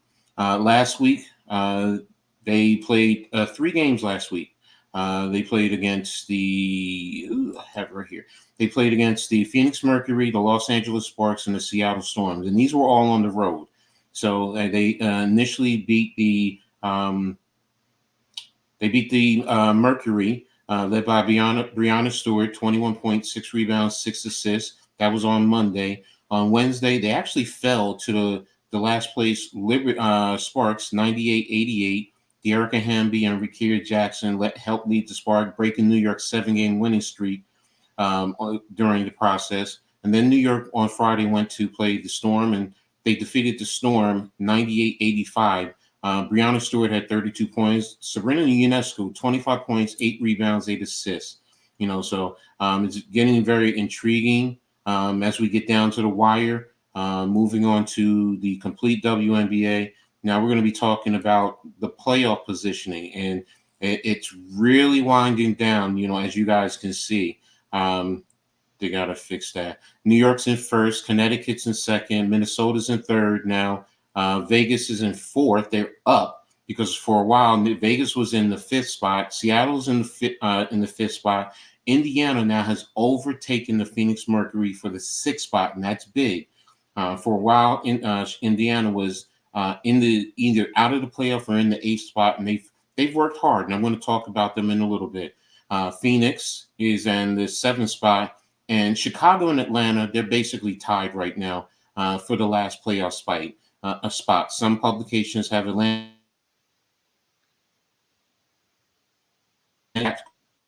of the playoff positioning. So it's going to be very, very contested. It's going to be competitive.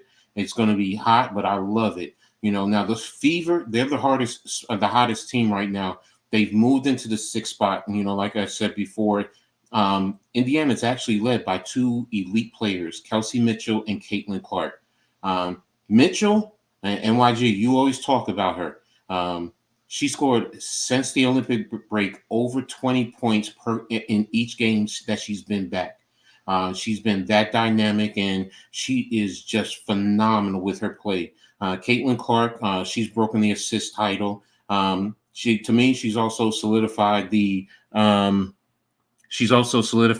Rookie of the Year title, and deservedly so. So, Angel Reese in Chicago, they're bringing up the rear. They've been struggling, especially after the trade. But Angel Reese continues to dominate, doing her double-double thing. She broke the title that Tina Charles previously held.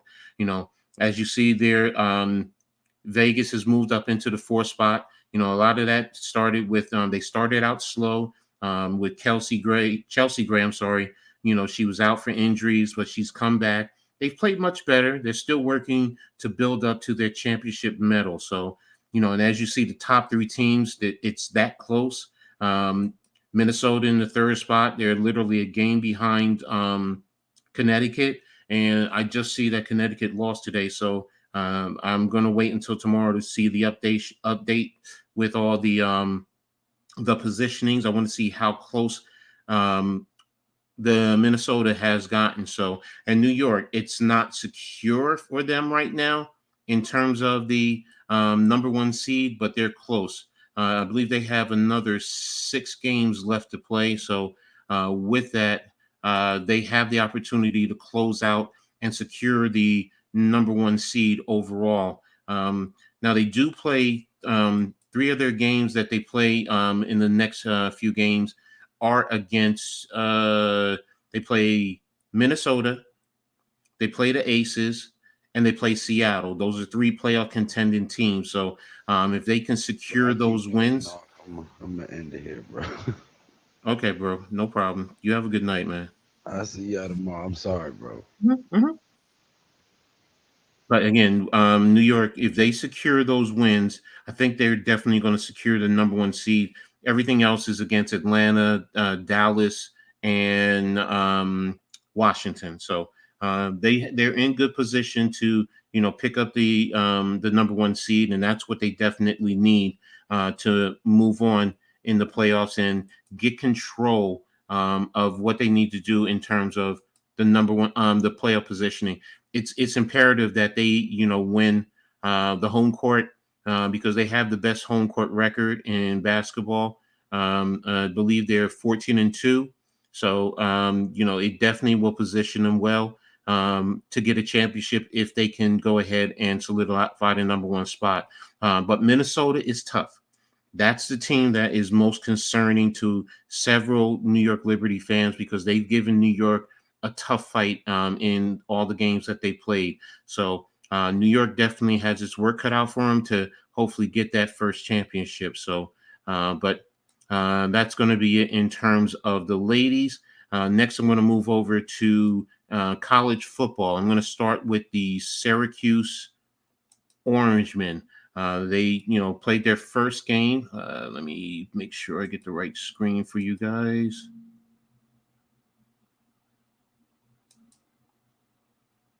And Syracuse played the Ohio Bobcats. All right, so it's not the Ohio State Buckeyes. It is the Bobcats from the Ohio University. So definitely want to make sure there's that clear distinction. Let me bring up the stats from the game. And Syracuse ended up winning the game. It was pretty close at an early part of the game, but they ended up winning 38-22. They were led by Kyle McCord, who's a transfer from Ohio State University.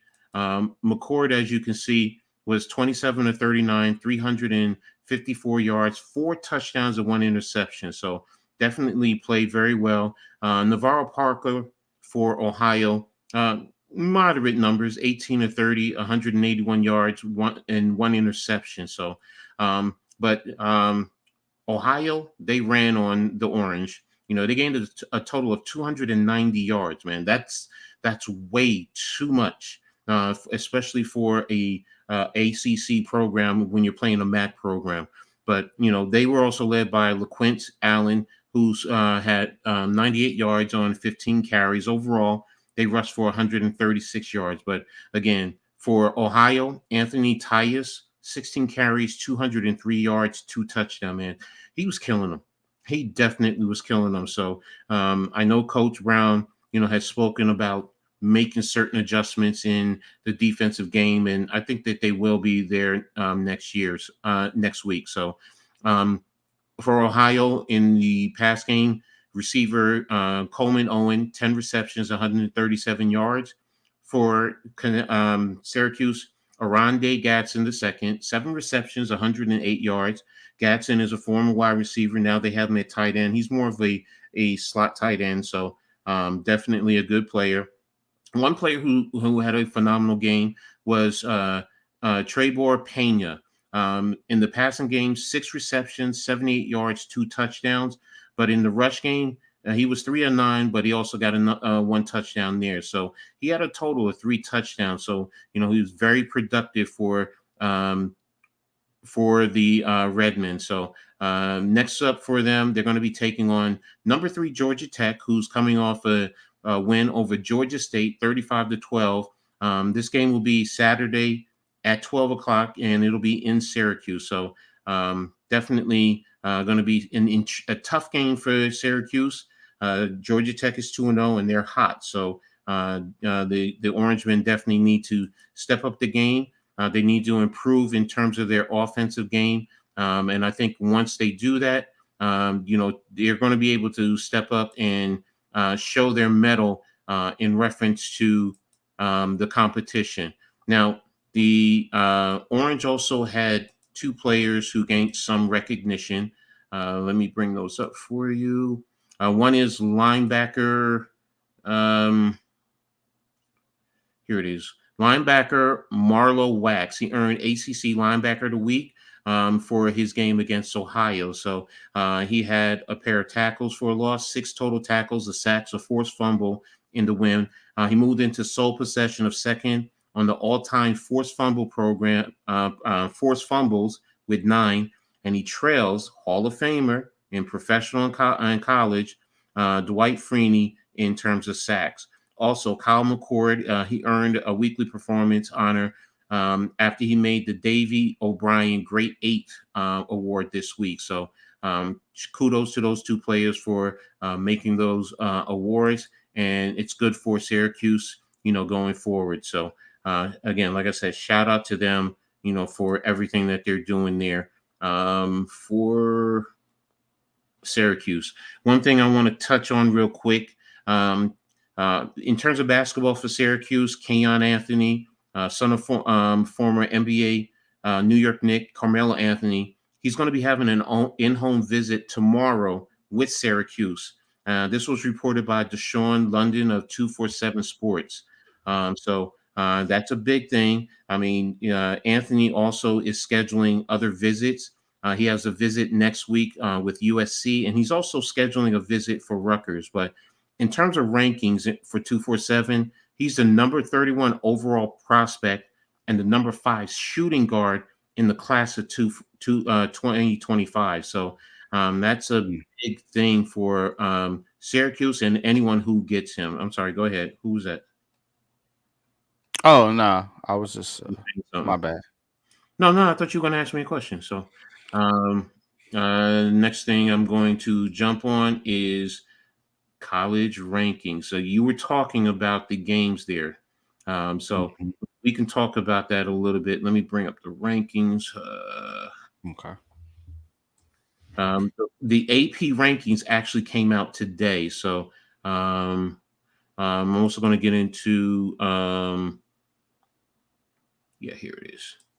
I'm going to talk a little bit in terms of bowl projections. So, but again, we're going to go ahead and dive into this. Number one, no doubt about it. They've been number one. They defeated number 14 Clemson. I mean, they totally dismantled. Yeah, they did. 34-3, and it wasn't even, to me, it wasn't even that close, man. I think they kind of pulled off the dogs, but yeah, to dismantle Clemson the way they did in a ranked team like that's big to me. So their defense is elite. I'm actually looking at the game right now as we speak on ESPNU. So the replay. Yep. They beat the brakes off them. Yeah, they beat the brakes. They beat the peanut butter and jelly out of them. You name it, whatever you want to say. So, but yeah, they're now number one, and this is the AP poll. So next week they're playing Texas Tech. Tennessee Tech. Tennessee Tech. Sorry, that's another one. It don't matter what Tech it is. Yeah. Once it's Tech in the name, it's over. Next up at number 2 is Ohio State. As you see, they beat Akron 52-6. Jeremiah Smith, I saw the highlights. Definitely a nice young player who's developing. They have I can't say this kid's name for the life of me. Ibuka. Yeah, Sabuka. Yeah, I mean they're to me wide receiver U. They really are. Hey, stop being disrespectful, sir. LSU. No, I'm not, bro. Hey, what is with you in the SEC, sir? God, it has nothing to do. Go look at the Ohio State receivers in the NFL. You got Chris Olave. You got Wilson. Wilson. Mm-hmm. You got Marvin Harrison Jr. now. Mm-hmm. Who else? You got McLaurin. You got what you call it with Seattle. Okay. Ooh, that's 5. Decent point. That's 5. Name somebody else. I'm trying to remember off the top of my head. They still ain't fucking with LSU.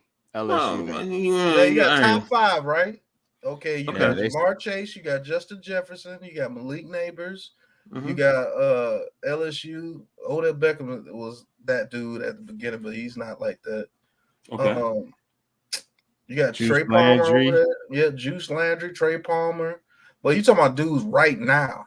Yeah, I'm talking about right you now. might have a point. You got Jamar Chase, Justin Jefferson. You got Malik Neighbors. Yeah, that's it. As far as top guys, but those three guys are way better than the guys that you named. Look, y'all don't think Brian Thomas Jr. going to do nothing? But we're talking about people. Well, Brian Thomas Jr., if you want to put him in there, because we put in Malik Neighbors. So you got Brian Thomas Jr. I mean, that's, so that's 4 to 5. You want to battle it out, it's semantics with whatever. So, the point being is Ohio State does produce some good receivers. Yes, they do. And the kids are going there and they're developing. So that's my whole point. And I feel sorry for Western Michigan. I think they're going to totally destroy them. Coming up, Akron, I think is it interesting. There are some things they were talking about they did, but again, it's the first game. But the biggest thing is from the first game to the second game, that's when you see the most improvement. So that's why I said I feel sorry for Western Michigan. So and Ryan Day, he has the target on his back. He really does. There's no excuses for him. So. But next up is the Texas Longhorn, another SEC team. Yeah. They're up from 4-3. They defeated Colorado State 52-0. We don't even need to say anything about anything else, man. This was beyond woodshed. This was going back deep into the forest and giving them a good spanking. So, but the big game. Next week Michigan. At Michigan, 12 o'clock on Fox. And the reason why there's going to be a big game is it's at Michigan. Yes. So you don't know what's going to go on. No, you don't. But somebody ain't scored a point against the SEC yet. I'm just saying. Okay. Say what? So nobody has scored a point against the SEC. Yeah. Okay. And the top teams. So nobody has scored a point. The top teams. Okay, the top teams. Okay, Pat. No, you're talking about those two. Because I was going to say Virginia Tech did score on Vanderbilt. So but that's neither here nor there. So Miami destroyed Florida. Us. So but our top teams, you ain't seen that 1 point yet. But Texas, you got to respect what they're doing. They're playing very well. They're hungry, especially after last year, losing in the playoffs. So definitely a big game. Alabama up to number 4. Man, Alabama ain't the same team as they was. Come on now. And you still ain't seen a point yet. This is what I'm going to say. No, I mean, look who they playing though, bro. They playing Alabama has always done this. Alabama has always done this, man. Where is Western Kentucky? I didn't know the state of Kentucky had a western side. Yeah, they're called the Hilltoppers. The hills have eyes. The Hilltoppers have always Alabama. So obviously, the Hilltoppers. They usually have a decent team, and they're usually a good passing team. So I need to see more from them going forward to justify this win. But still, Alabama, they look a whole lot different. They're playing a lot faster than they did under Nick Saban because of the board, because of the offense. Remember, their head coach came over from Washington, so they're playing a lot more up-tempo. So, and I think this system fits Milroe a little bit more. So it's more wide open for him. I just got to update. The Fever are officially back in the playoffs, it looks like. Just getting my updates now. Yeah, it says, they're in the playoffs. So they're officially in the playoffs. So there we go. What seed? I don't know, but they're in the playoffs. So, but yeah, Milroe's 3 passing touchdowns, 2 rushing touchdowns. So, but again, they play Saturday night, South Florida, another one. Notre Dame, the Fighting Irish, are up from 7. Big win against Texas because they beat Texas A&M, who was 20 at the time. Okay. So that's the point. So, and it's a road win for Notre Dame, so. Yeah, that's true. It was in Texas. It's their first road win, first win on the road against a ranked SEC team since defeating Tennessee in 2004. So you got to respect that. Saturday, they host Northern Illinois in South Bend on NBC. So going to be an interesting beatdown against Northern Illinois. Beatdown. Yeah. Hey, is the SEC the top four of the top teams of the top six? Go ahead, Coach. That's another zero too. Wait a minute. 1, 2, 3. Yeah, they're 4 to top 6. Yeah, and hey, look, the Big Ten, their teams dropped in the top 10, even with wins. So some of that is because of the SEC, and also because they look bad. Look at this. Ole Miss beating up on Furman, an FCS program, 76-0. Jackson Dart. I just want to let y'all know our top 4 teams in the top 6 is still not a point put against them. Jackson Dart had 418 points in the first yards in the first half. So that's the most. So that's dominating. Now they're playing Middle Tennessee. Oh, that's 4:15 on beat. Saturday. Yeah, we know. The Oregon Duck dropped from 3 down to 7. They defeated Idaho 24-14. I did my research on Idaho. They are actually ranked in the FCS in the top 7. Top 8, 7 or 8. But that's because of the conference that they play in, because they play with South Dakota State, North Dakota State, North Dakota, Montana State, who are all top 1 through 5. So, but this is impressive for them to go toe to toe with the Oregon Ducks. So, but kudos to them, and not a good look for Oregon, especially coming into the Big Ten. Now they're going to have a big game against Boise State because their running back just went off for like 270 something yards. So it's going to be 6 touchdowns. So it's going to be 10 o'clock on Peacock. So, but yeah, this is going to be a big test for them. So we'll see if they're going to be the truth, or if they're going to be an aberration. And if they struggle with Boise, sorry, they're going to have a hard time in the Big Ten. That's just my opinion. So next up is the Nittany Lions staying at 8. I think they should have been over Oregon personally, because West Virginia is still a good team. They really are, and they totally dismantled West Virginia 32-12. So, and look at this. Penn State is not usually known as an offensive team. 2 scores of only over 40 or more yards against West Virginia. And they had 3 such scores like last year. So, it's Drew Aller. Did they start waking up? So, that's the thing. So that's why I said I would put them over Oregon right now. Here's another SEC team. Oh, and they play Bowling Green at noon. Bowling Green up from 11-9, defeating Murray State. Go ahead, Pat. 51-0. Another zero. Wow.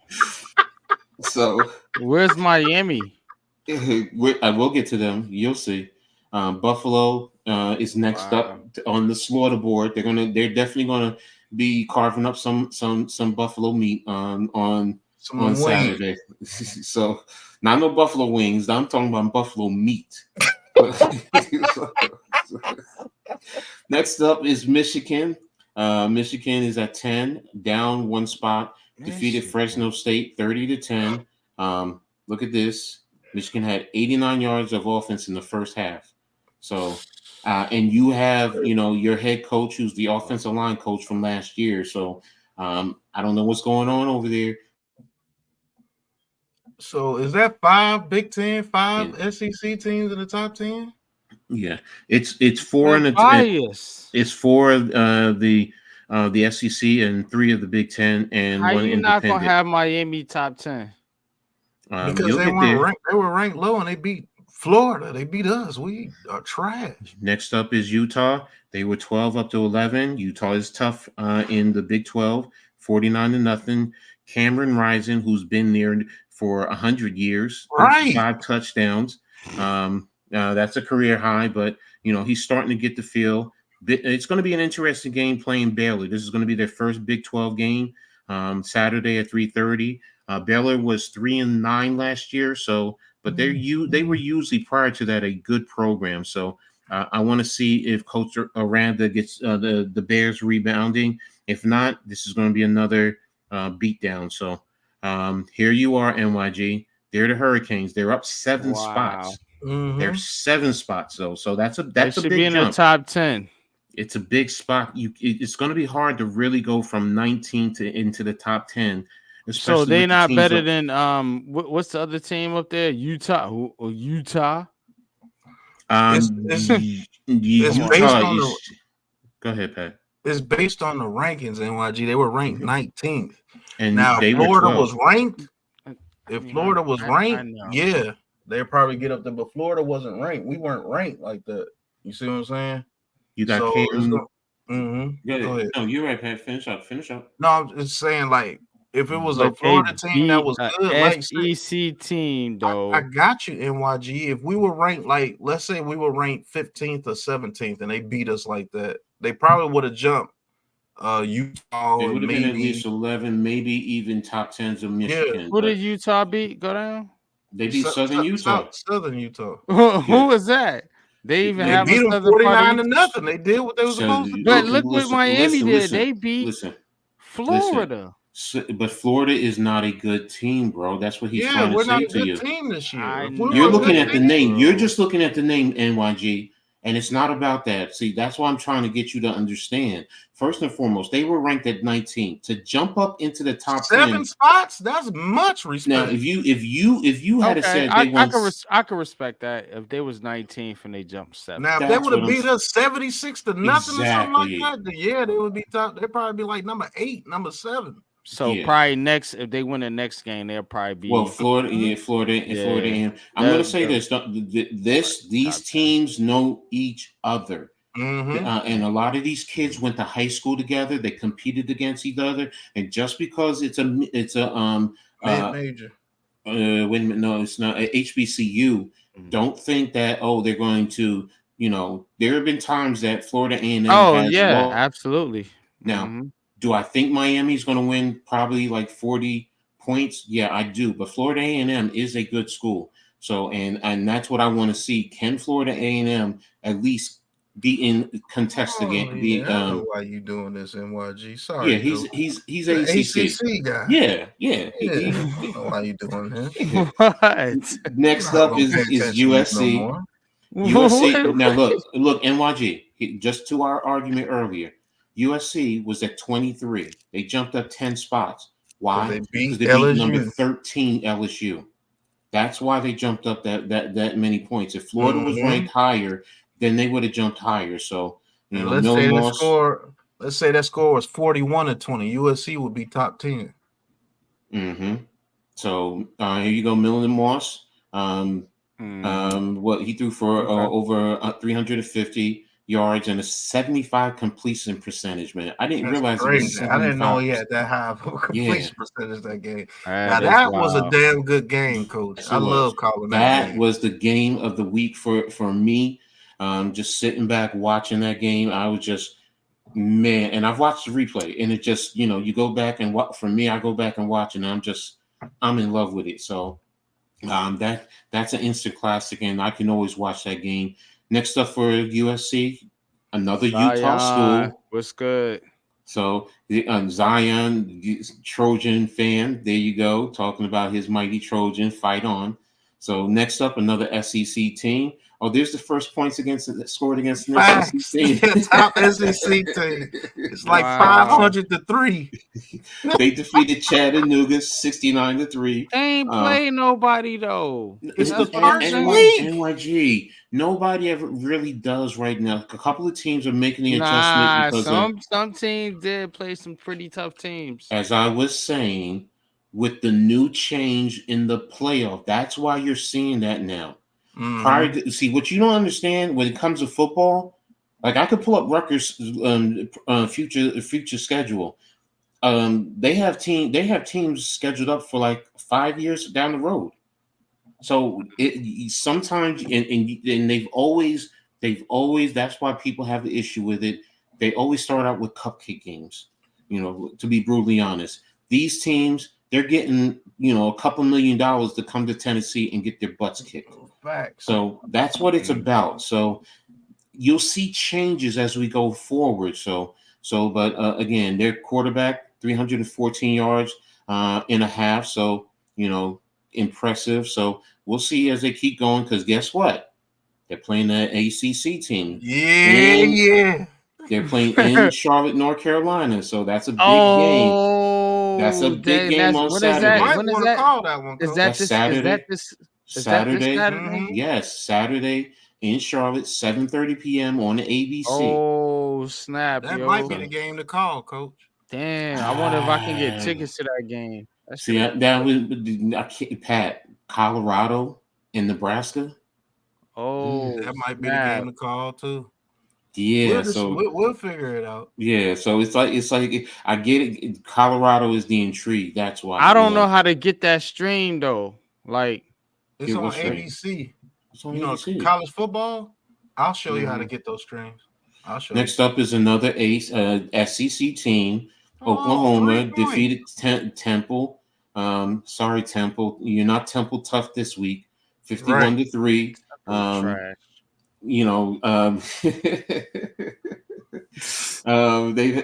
Jackson Arnold is the third. It was good in basketball. Remember with Don Chaney? John Chaney, yeah. So they want to call that Boone to come in there one time. yeah. So this one, I was intrigued until Houston got their butts kicked. So I think this is going to be another shellacking. Even though Houston is in the Big 12. For Oklahoma, Houston lost to Nevada. I think they lost to. Yeah. So, this will be on Saturday at 7:45. Here you go from the Big 12. Oklahoma State. They're at 17, up one spot. Now they defeated South Dakota State. This impressed me because South Dakota State is the defending champions. Yeah, and they're the defending champions of the FCS level, and they beat them by 24 points. I've seen South Dakota State take on FBS teams, and they might lose by 10, 12 points, 24 points. That's big. So now this is a big game too. Mm-hmm. Arkansas is definitely a tough team in the SEC. Saturday at noon on ABC. So that's a big game too. So next up in the Big 12, Kansas State.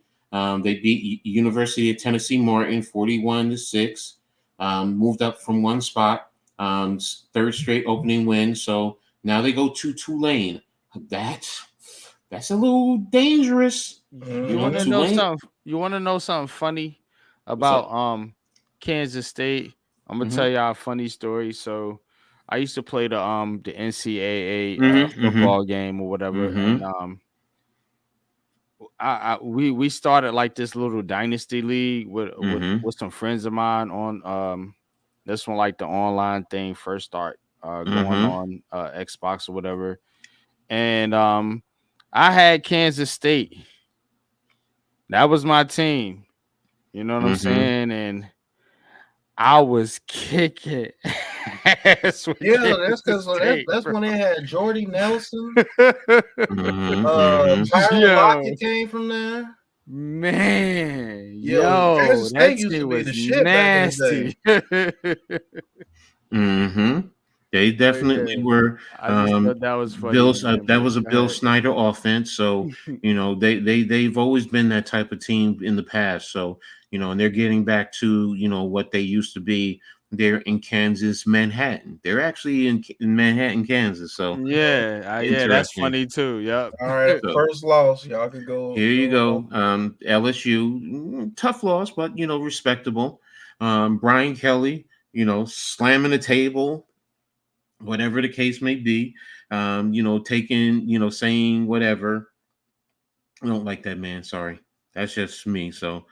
And that's tough for the SEC to get the loss because of him. So next up, they take Nicholas State, and I'm going to be honest, he's just petty. He might put 100 points on these boys. So and it wouldn't surprise me. Next up is the Kansas Jayhawks. They're not just a basketball elite team anymore. So a basketball school anymore. They're up from 22-19. Defeating Lindenwood 48-3, and now they end up going to Champaign to take on Illinois. That's going to be a good game.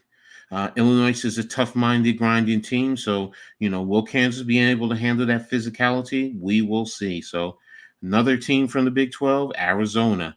Man, 61-39. I can't area McMillan, 304 yards. I think it was 10 receptions for 304 yards. So, big performance. Big game. Their quarterback is lights out. Their offense is that dynamic. So it's going to be interesting to see when they battle Northern Arizona, one of their local teams. So we'll see what happens. So next up, the Iowa Hawkeyes defeated Illinois State 40-0, up from 25-21. This is the most points they've scored since 2021, man. Big game. Iowa State. This is the backyard brawl for them. So, man, this game is always gritty, is brutal, is tough. And if you ever watch it, and it's also a trophy game. I think that's crazy. Why are they playing so early? Because of the playoff system and because of the scheduling. The Big Ten plays now 9 conference games, and I think Iowa State does too. So, you only have 3 open spots, and those are usually in the beginning of the season. So, but yeah, it's still gonna be a war. So, and they know each other. So, here's the ACC team that moved up that was unranked. There you go, NYG. They defeated Austin Peay 62-0. Tyler Slow is the first quarterback since Lamar Jackson to have 4 passing touchdowns in an opener. So they played Jacksonville State. I think they'll definitely take care of them. Georgia Tech, another unranked ACC team. Now they're getting Georgia Tech been putting work in for real. I ain't gonna front. Georgia State, it was a little let down, but I think it's because you're coming back from Ireland. After Florida State, big game. There's that little letdown. So. But Haynes King recorded his 8th career game with a passing touchdown, rushing score. So definitely, a good quarterback. But again, they're going up to the Carrier Dome to take on Syracuse. So we're going to see. They're going to whoop Syracuse, man. And no disrespect, man. I know this heart of the city, and I feel bad for saying that because, we support the NYC teams, man. But Georgia Tech is the hope for the ACC this year. Them in Miami. But now you have NC State. NC State, here we are defeated Western Carolina. Yeah, because you are Carolina, you're a Carolina fan, so I get it. But yeah, they still need to be respected. I'm starting to see you got a lot of bias in you, boy. Yeah, he does. He does. He won't admit it, but he does. They definitely went out to produce. I thought you left. All right, Lou. What the hell? There we go. My goddamn own brother shows up right when he needs to. Next up, they take on Tennessee. So this one I did not agree with. I'm sorry. Clemson did not deserve to be in the top 25, especially after getting your ass handed to you, and you only get dropped down 11 spots. I don't see it. You only scored 3 points. I don't see it. I don't see it. You have Boston College, who just missed, Boise State, Iowa State, Memphis, Nebraska, SMU, Washington. These schools deserve at least, to me, a better opportunity. And it's not because they're ACC. I mean, because Clemson is ACC. It's because you got your butt handed to you. Bro. It's based off the name on this one, Coach. Yeah, I know that's what it is. This is politics. Yeah, I get it. So it's just, when I see that, and anyone else, they would have been dropped out. But it is what it is. Next up is Appalachian State. So do you agree with Zion that they shouldn't be ranked? Who, Clemson? Yeah. Yeah, they definitely shouldn't be ranked. They're not ranked. So, I definitely have them out. So, you lost 34-3, and it wasn't even that close, bro. Yeah, they pulled out the ring. It was not that close.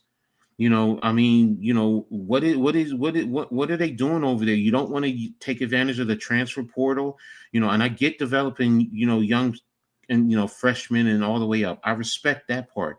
But if you want to win, you need to also bring in transfer portal kids to help, fill spots while you develop these kids. That's what everyone else is doing. But, oh, well, you keep doing whatever, and you're going to put your program into mediocrity. So, I don't feel bad for you, getting your butt handed to you. So, but it is what it is. So, next thing I wanted to talk about real quick is a little bowl projection. This one is going to be biased related. Yes, it is.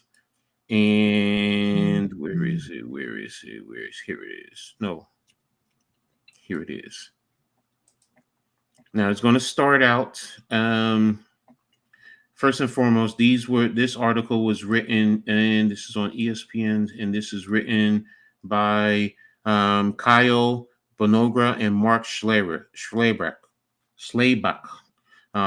He's usually, presentable. He starts out with the college playoffs. So, and each one says who do they think is going to, be positioned where. In the 12 versus 5, they both have Alabama, but they have the group of 12 that they're going to go up. The best is either Boise State or Memphis. Right now, I'm more leaning towards Memphis and early because I think Boise is back to being Boise. So, but we'll see. The 11 versus 6 both have Texas. This also says these teams did not win their conference championship. So, and then you have Arizona and Kansas going up against them. In both of these games, SEC wins. Next up, you have Ole Miss at 10 going up against Notre Dame. This one will whooping. I know Notre Dame is going to kill Ole Miss. So you crazy as hell. No, I'm not. It's at Notre Dame. I don't care where it's at. They're going to be in December. No, they're not. Ole Miss is kind of like the Miami Dolphins. Don't they play these at neutral sites? They don't play that at Notre Dame. Yes, they do. The first round. See what it says? At. They're at. Oh, hell no. No, that's how they do it for the first round. So, and then in the 8-9, you have both have fit Oregon in there, but Bonagra has Oregon against Michigan, while they have Penn State versus Oregon. So they both have Big Ten teams in against each other. So, so I think if Oregon is here and Michigan is here, then that's telling me Oregon lost the Big Ten title, but Michigan as well. And right here, this tells me Penn State is over them. I would pick Penn State over Oregon in this situation. So that's the first round breakdown. They just do a little. This is on ESPN.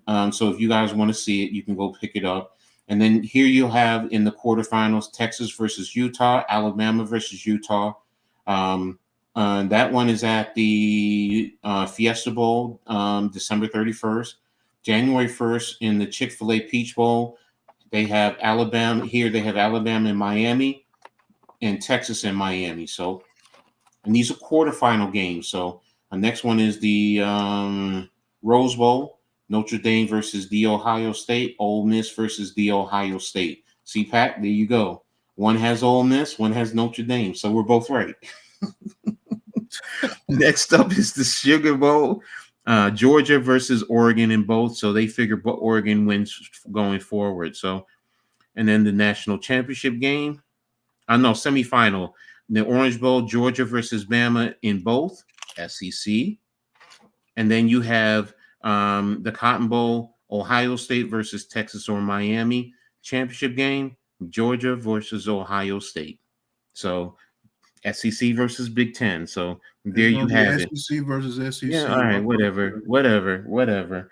And just for those of you who follow, because I do follow the HBCU, the Celebration Bowls, Florida A&M versus NC Central. NC Central right now to me is running HBCUs, or versus Alabama State for a Schlabach. And where's the one I'm looking for? It's December 28th. I was upset when I saw one of them said this.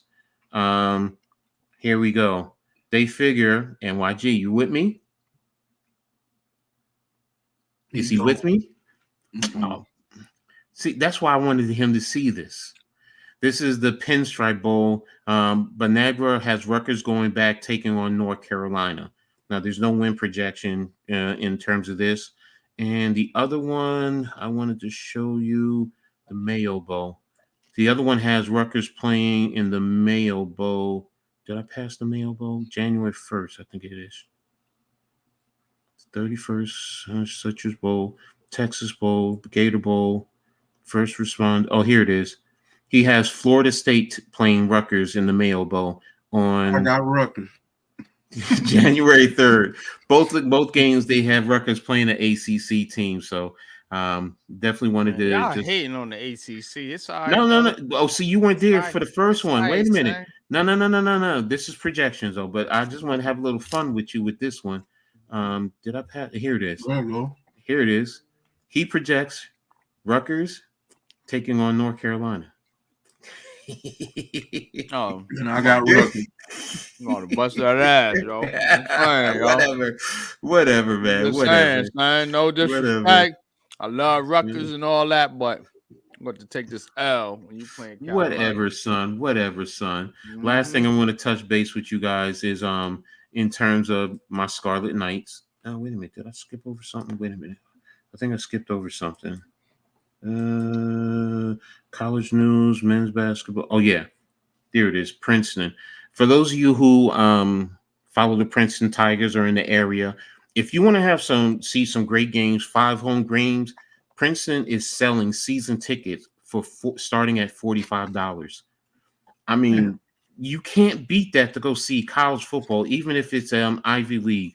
You know, it's still going to be good football. Their first game is home game is September 28th against Howard. I say that because that's who Rutgers just played recently. But again, like I said, you know, if you want to go see Princeton, you know, $45. If I was close, I would actually go. I would too. That's pretty good. Yeah. So $45 season ticket. Yeah, that's 5 games. That's $8 for a game. So, but Rutgers. Even though the final score says 44-7, I'm sorry. I love my Scarlet Knights, but to me, it's 38-7. And I'll get into that in a little bit. So, but Rutgers defeated Howard, who's HBCU. They were led by Kyle Monangai. Kyle was done by the middle of the third quarter. 19 carries, 165 yards, 1 touchdown. Ethan Kaligmanis, new quarterback transferred in from Minnesota, was more efficient than in the past, was 15 of 27, 147 yards, 3 touchdowns. You know, very good. He wasn't helped by several of his receivers who dropped passes, 2 of them that went to stalling drives. So very frustrating. Defensively, linebacker Dariel DeJombo led the team with 14 tackles. This was his first start. So, you know, he was all over the field. Rutgers' 2 starting linebackers were down with injuries, 1 for the season. So now the defense overall was challenged. Jay-Sean Scroggins, their quarterback, used his legs, you know, causing a lot of movement issues for the defense. Now he was passed for 116 yards on 14 completions, no touchdowns, but 1 interception. Now that interception was returned 52 yards for a touchdown by cornerback Eric Rogers. It was also the first touchdown, first official points for Rutgers for the year. So, but again, Scroggins was very efficient, even rushed for 12 carries for 67 yards. So now the reason why I said, you know, what I said in the beginning, at the end of the game, right as the game ended, Rutgers scored a touchdown. I believe it was from 11 yards out. Some of it was on the Howard players for not securing the tackle. But after the game, Howard's head coach, Larry Scott, was upset with Coach Schiano and Rutgers for the late score. And he was commented as saying, I think we're both top 2 competitors, talking about Schiano. And in that situation, I would choose to handle it a little bit differently. You know, I can't speak for him. I have a lot of respect for Coach Schiano, what he's done, what he's been able to do, but we're both competitive. And in that situation, you know, just a little bit of frustration came out. I thought it would have been handled differently, but he might as well. So, you know, and Coach Schiano is defending himself, you know, saying that he was getting reps for, you know, a lot of the young players. It's their first possible week of the season. There's no running it up. If it was running it up, you don't use timeouts when you have the ball. You let the game in. That wasn't retaliatory. We were going to run plays. We bring a team in here to play us. We bring them here. We bring them in. We've got to win. We've got to get reps. They were there. We took them. In reference to the reps. So I understand what he's saying. And earlier, Howard, had the ball and they were calling timeouts trying to score. So I get what Shiano was saying. I don't like that. In that situation, you had the game well in hand. You take the timeout, and I love Coach Shiano. I've loved having conversations with him, talking ball with him, whenever I've gone to any of his clinics. If I ever see him, I'll even say it, pull him to the side. Look, Coach, I didn't like that. That's just me. I understand you're trying to get young guys some reps, and they did run it straight up the middle. They didn't do anything outside or nothing like that. It was straight up the middle. So that's why I also put some of it on Howard. You had guys there to make the tackle, and they didn't. So what do you blame? You're not going to blame a kid for just keep running, and that was his first touchdown ever. But Coach Yano, tell him to take the knee on the last play. So next up for Rutgers is the Akron Zips. They're playing on Saturday, 12 noon. Akron just came in after playing Ohio State. So now one thing I want to talk about before I close out, there is a very embarrassing situation that's happening with Rutgers. For those of you who don't know, previously, former athletic director Pat Hobbs resigned surprisingly right before the season. It was stated that he resigned because of issues with his cardiologist telling him he needed to take some time, whatever. But there has been a report that's been coming out, and University President Jonathan Holloway, he's actually requested an external investigation into the university's gymnastic programs. Information came out of a possible improper relationship between AD and someone within the athletic department. No one knows who. Also, in terms of the head coach for the women's gymnastic team at Rutgers, Ume Salim Beasley, it's been reported that Beasley fostered a toxic culture of bullying, exclusion, and favoritism. 7 members of the team quit the team due to the issues. They also went to Hobbs and complained last year, and he didn't do anything. He's supposed to be there to support the players, and he did not take the complaints, with the highest regards. And then when you get this resignation, and now this comes out, it's starting to come out, and now there's an improper relationship, for Hobbs, who's also married. So it's like, what's going on? It's even stranger because Hobbs has 4 years left on his contract, and each year is valued at $1.3 million. So there's something fishy going on there. Even Governor Phil Murphy was quoted as saying the allegations are really ugly and disturbing. And he further said, I know there's an investigation underway, so I don't want to preempt that. I have no insight into it, but that was really ugly and very disturbing. I've reached out to Rutgers at the highest level. I know that they have an internal investigation going on, but that was pretty disgusting. That was a pretty disgusting set of facts in the paper. We shall see. My issue is that last statement.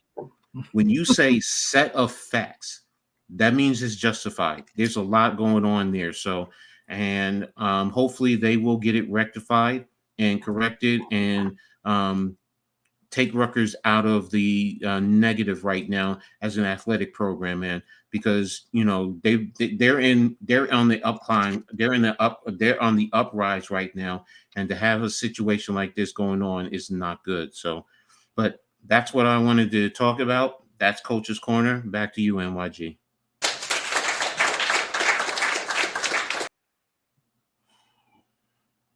Yeah, man. Good. Coach, man.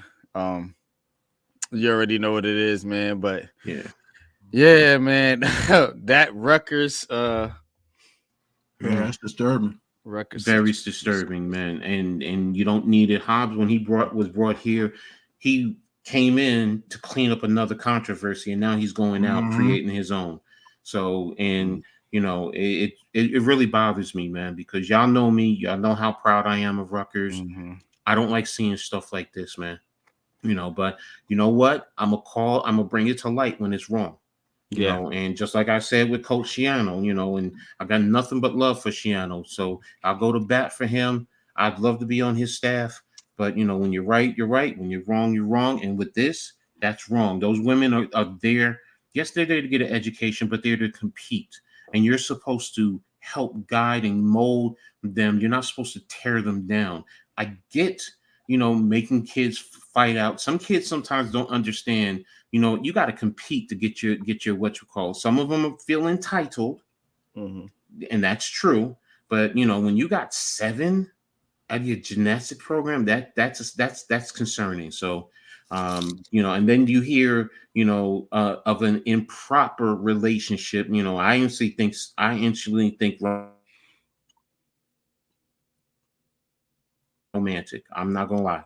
You know, to say, you know, why it's improper in terms of the relationship, you know, and that's why this man, you know, quit his job to walk away. I mean, can't do anything to him going forward, you know, because, you know, he quit, so he doesn't get his contract anymore. But when you walk away from $1.3 million a year over 4 years, man, that's a lot of money. Yo, and one thing about Shiano, just from a football standpoint, I remember that instance with him and Tom Coughlin. Exactly. Yep. When he, you know, Tom Coughlin was trying to get them the knee, and you know, he was fighting through the play. He was getting his players to fight through the play, and Coughlin didn't like that. And so it's something about his character that I have to question now at this point. With so many Shiano. It's not. I don't question his character. I can question being overly competitive when, you know what, sometimes you just got to take a knee and understand when the game is over. But that's being competitive. I get what he's saying about, you know what, we got guys in here who you're trying to get them reps. I get that. I do. I really do. I understand where he's going.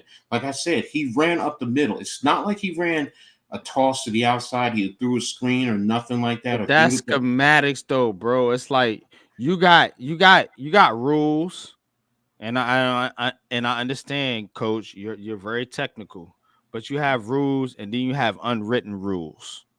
And that's the type of shit that Shiano crosses, those unwritten rules. That's the shit Coughlin was talking about. It's like, nah, technically what you did was within the rules, but bro, we don't do that shit here. No, I get that. And I get that, bro. You know, I'm with you. That's why I said, what did I say? It's 38-7 to me. I said, take the knee. I get it. But what I'm saying is I also understand what he was doing, because that kid who scored the touchdown was actually the 7th string running back. The 7th string running back, right, who will never get a play. Exactly, not this year. So I get what he was doing. Now he scored, you know, and Howard. They 3 guys bounced off the tackle, bro. 3 guys. So to defend him a little bit more, Howard had the opportunity, and this was from the 11-yard line. Howard I'm speaking more to his history. Yes, no, but you said his character. What I'm saying to you, that's not his character. That's just being overly competitive. And now, you know what? You're pushing the air, because now you're saying he's maliciously trying to, you know, run it up on everyone in that regard. No, he's also trying to teach his players to always compete. You talk about Pat, very competitive. He's always going to compete. That's what he's teaching them. Stay in his mantra is chop. Stay in the moment. Stay in the moment at all times. So I get it. The kid was the 7th Street running back. He just wanted to get him a carry. He thought Howard was going to stop him. Let's be honest. To be honest with you, I would be more mad if it was a pass play. Exactly. If it was a pass play, then yeah. A pass play, a toss to the outside, you're trying to out leverage him, but he ran straight in the middle. That's where the heart of your defense is. I just think it's something about Shiano. And I mean, I have a knack for these things. And you may be right, NYG. He might be. I know the man. I know the man for years. I know him. I know Coach Frazier, Bob Frazier, his former linebacker coach, defensive coordinator. Now he's in the administrative part of the football program. No, I'm going to tell you right now. No, that's not their character to be malicious and disrespectful. To be competitive, yes. To think about his players and try and get them carries, especially a 7-string running back. A 7-string running back. NYG, you've never played football, so I understand on the outside where you're looking at. I get it. I get that. And also with Coughlin, that's the NFL. This is college. You're talking about a 7-string running back, a kid this year who's definitely not going to see any more burn. Maybe he gets some in against Akron. But the rest of the season, he's not getting any burn. He's none. So, but he's also preparing him that God forbid something goes wrong. This kid at least knows what it feels like to play college level football. He's not going to be blind. He's not going to be surprised, when he goes out there. And again, I go back to Howard, man. It's just like if you are standing there and he runs you over, what is the back supposed to do? Just stop because he ran you over? No, you keep going. Now, if you want to say he should have taken the knee, I did say that. He should have taken the knee. That part I get. But he's running it up the middle, straight down the defense to you. You had 3 guys who they didn't make the tackle. Kid broke free and ran in for a touchdown. I do understand. I ain't mad at him for letting Lil Petey carry the ball. No. No. I'm saying he ain't never get no burn. Facts, man. Yeah. We're gonna shut this down, man. Thank you for everything, bro. I appreciate you. I'm about to crash the hell out. 4 racks. Oh, damn. Yeah. Time to get up out of here. Yeah, we all gotta get us out of here. We appreciate each and every one of y'all, man. Thank you for your support. Like the banner has been going across the stream the whole time. We definitely appreciate each and every one of you guys and gals' support. And the Big Blue Crew does have big things coming, to the network. And definitely I'm working on a lot of things. I had something cooking for y'all tonight on a little game show, but we're just gonna have to say that for next time. You know what I'm saying? Something like that. Yeah. But I definitely have a lot of things, a lot of interesting things. Big Blue Crew members, definitely, please make your picks. I'm gonna tell y'all, make your picks, because if you don't make your picks, you're gonna lose. Right. I'm just gonna tell you. And fantasy football players, y'all should already know what to do. Set your lineups, man, because game time is Thursday. Let's get it, man. NFL season is here, man. But appreciate each and every one of y'all. Appreciate my brothers, Big Pat Sports Talk, GNATION Inside Sports, and of course, the one and only Mr. Coach Ed Gladney. But till next time, y'all, we're going to get up out of here, man, with the brand new intro, man. Salute to you, Big Pat, man. Shit is dope. Let's get it.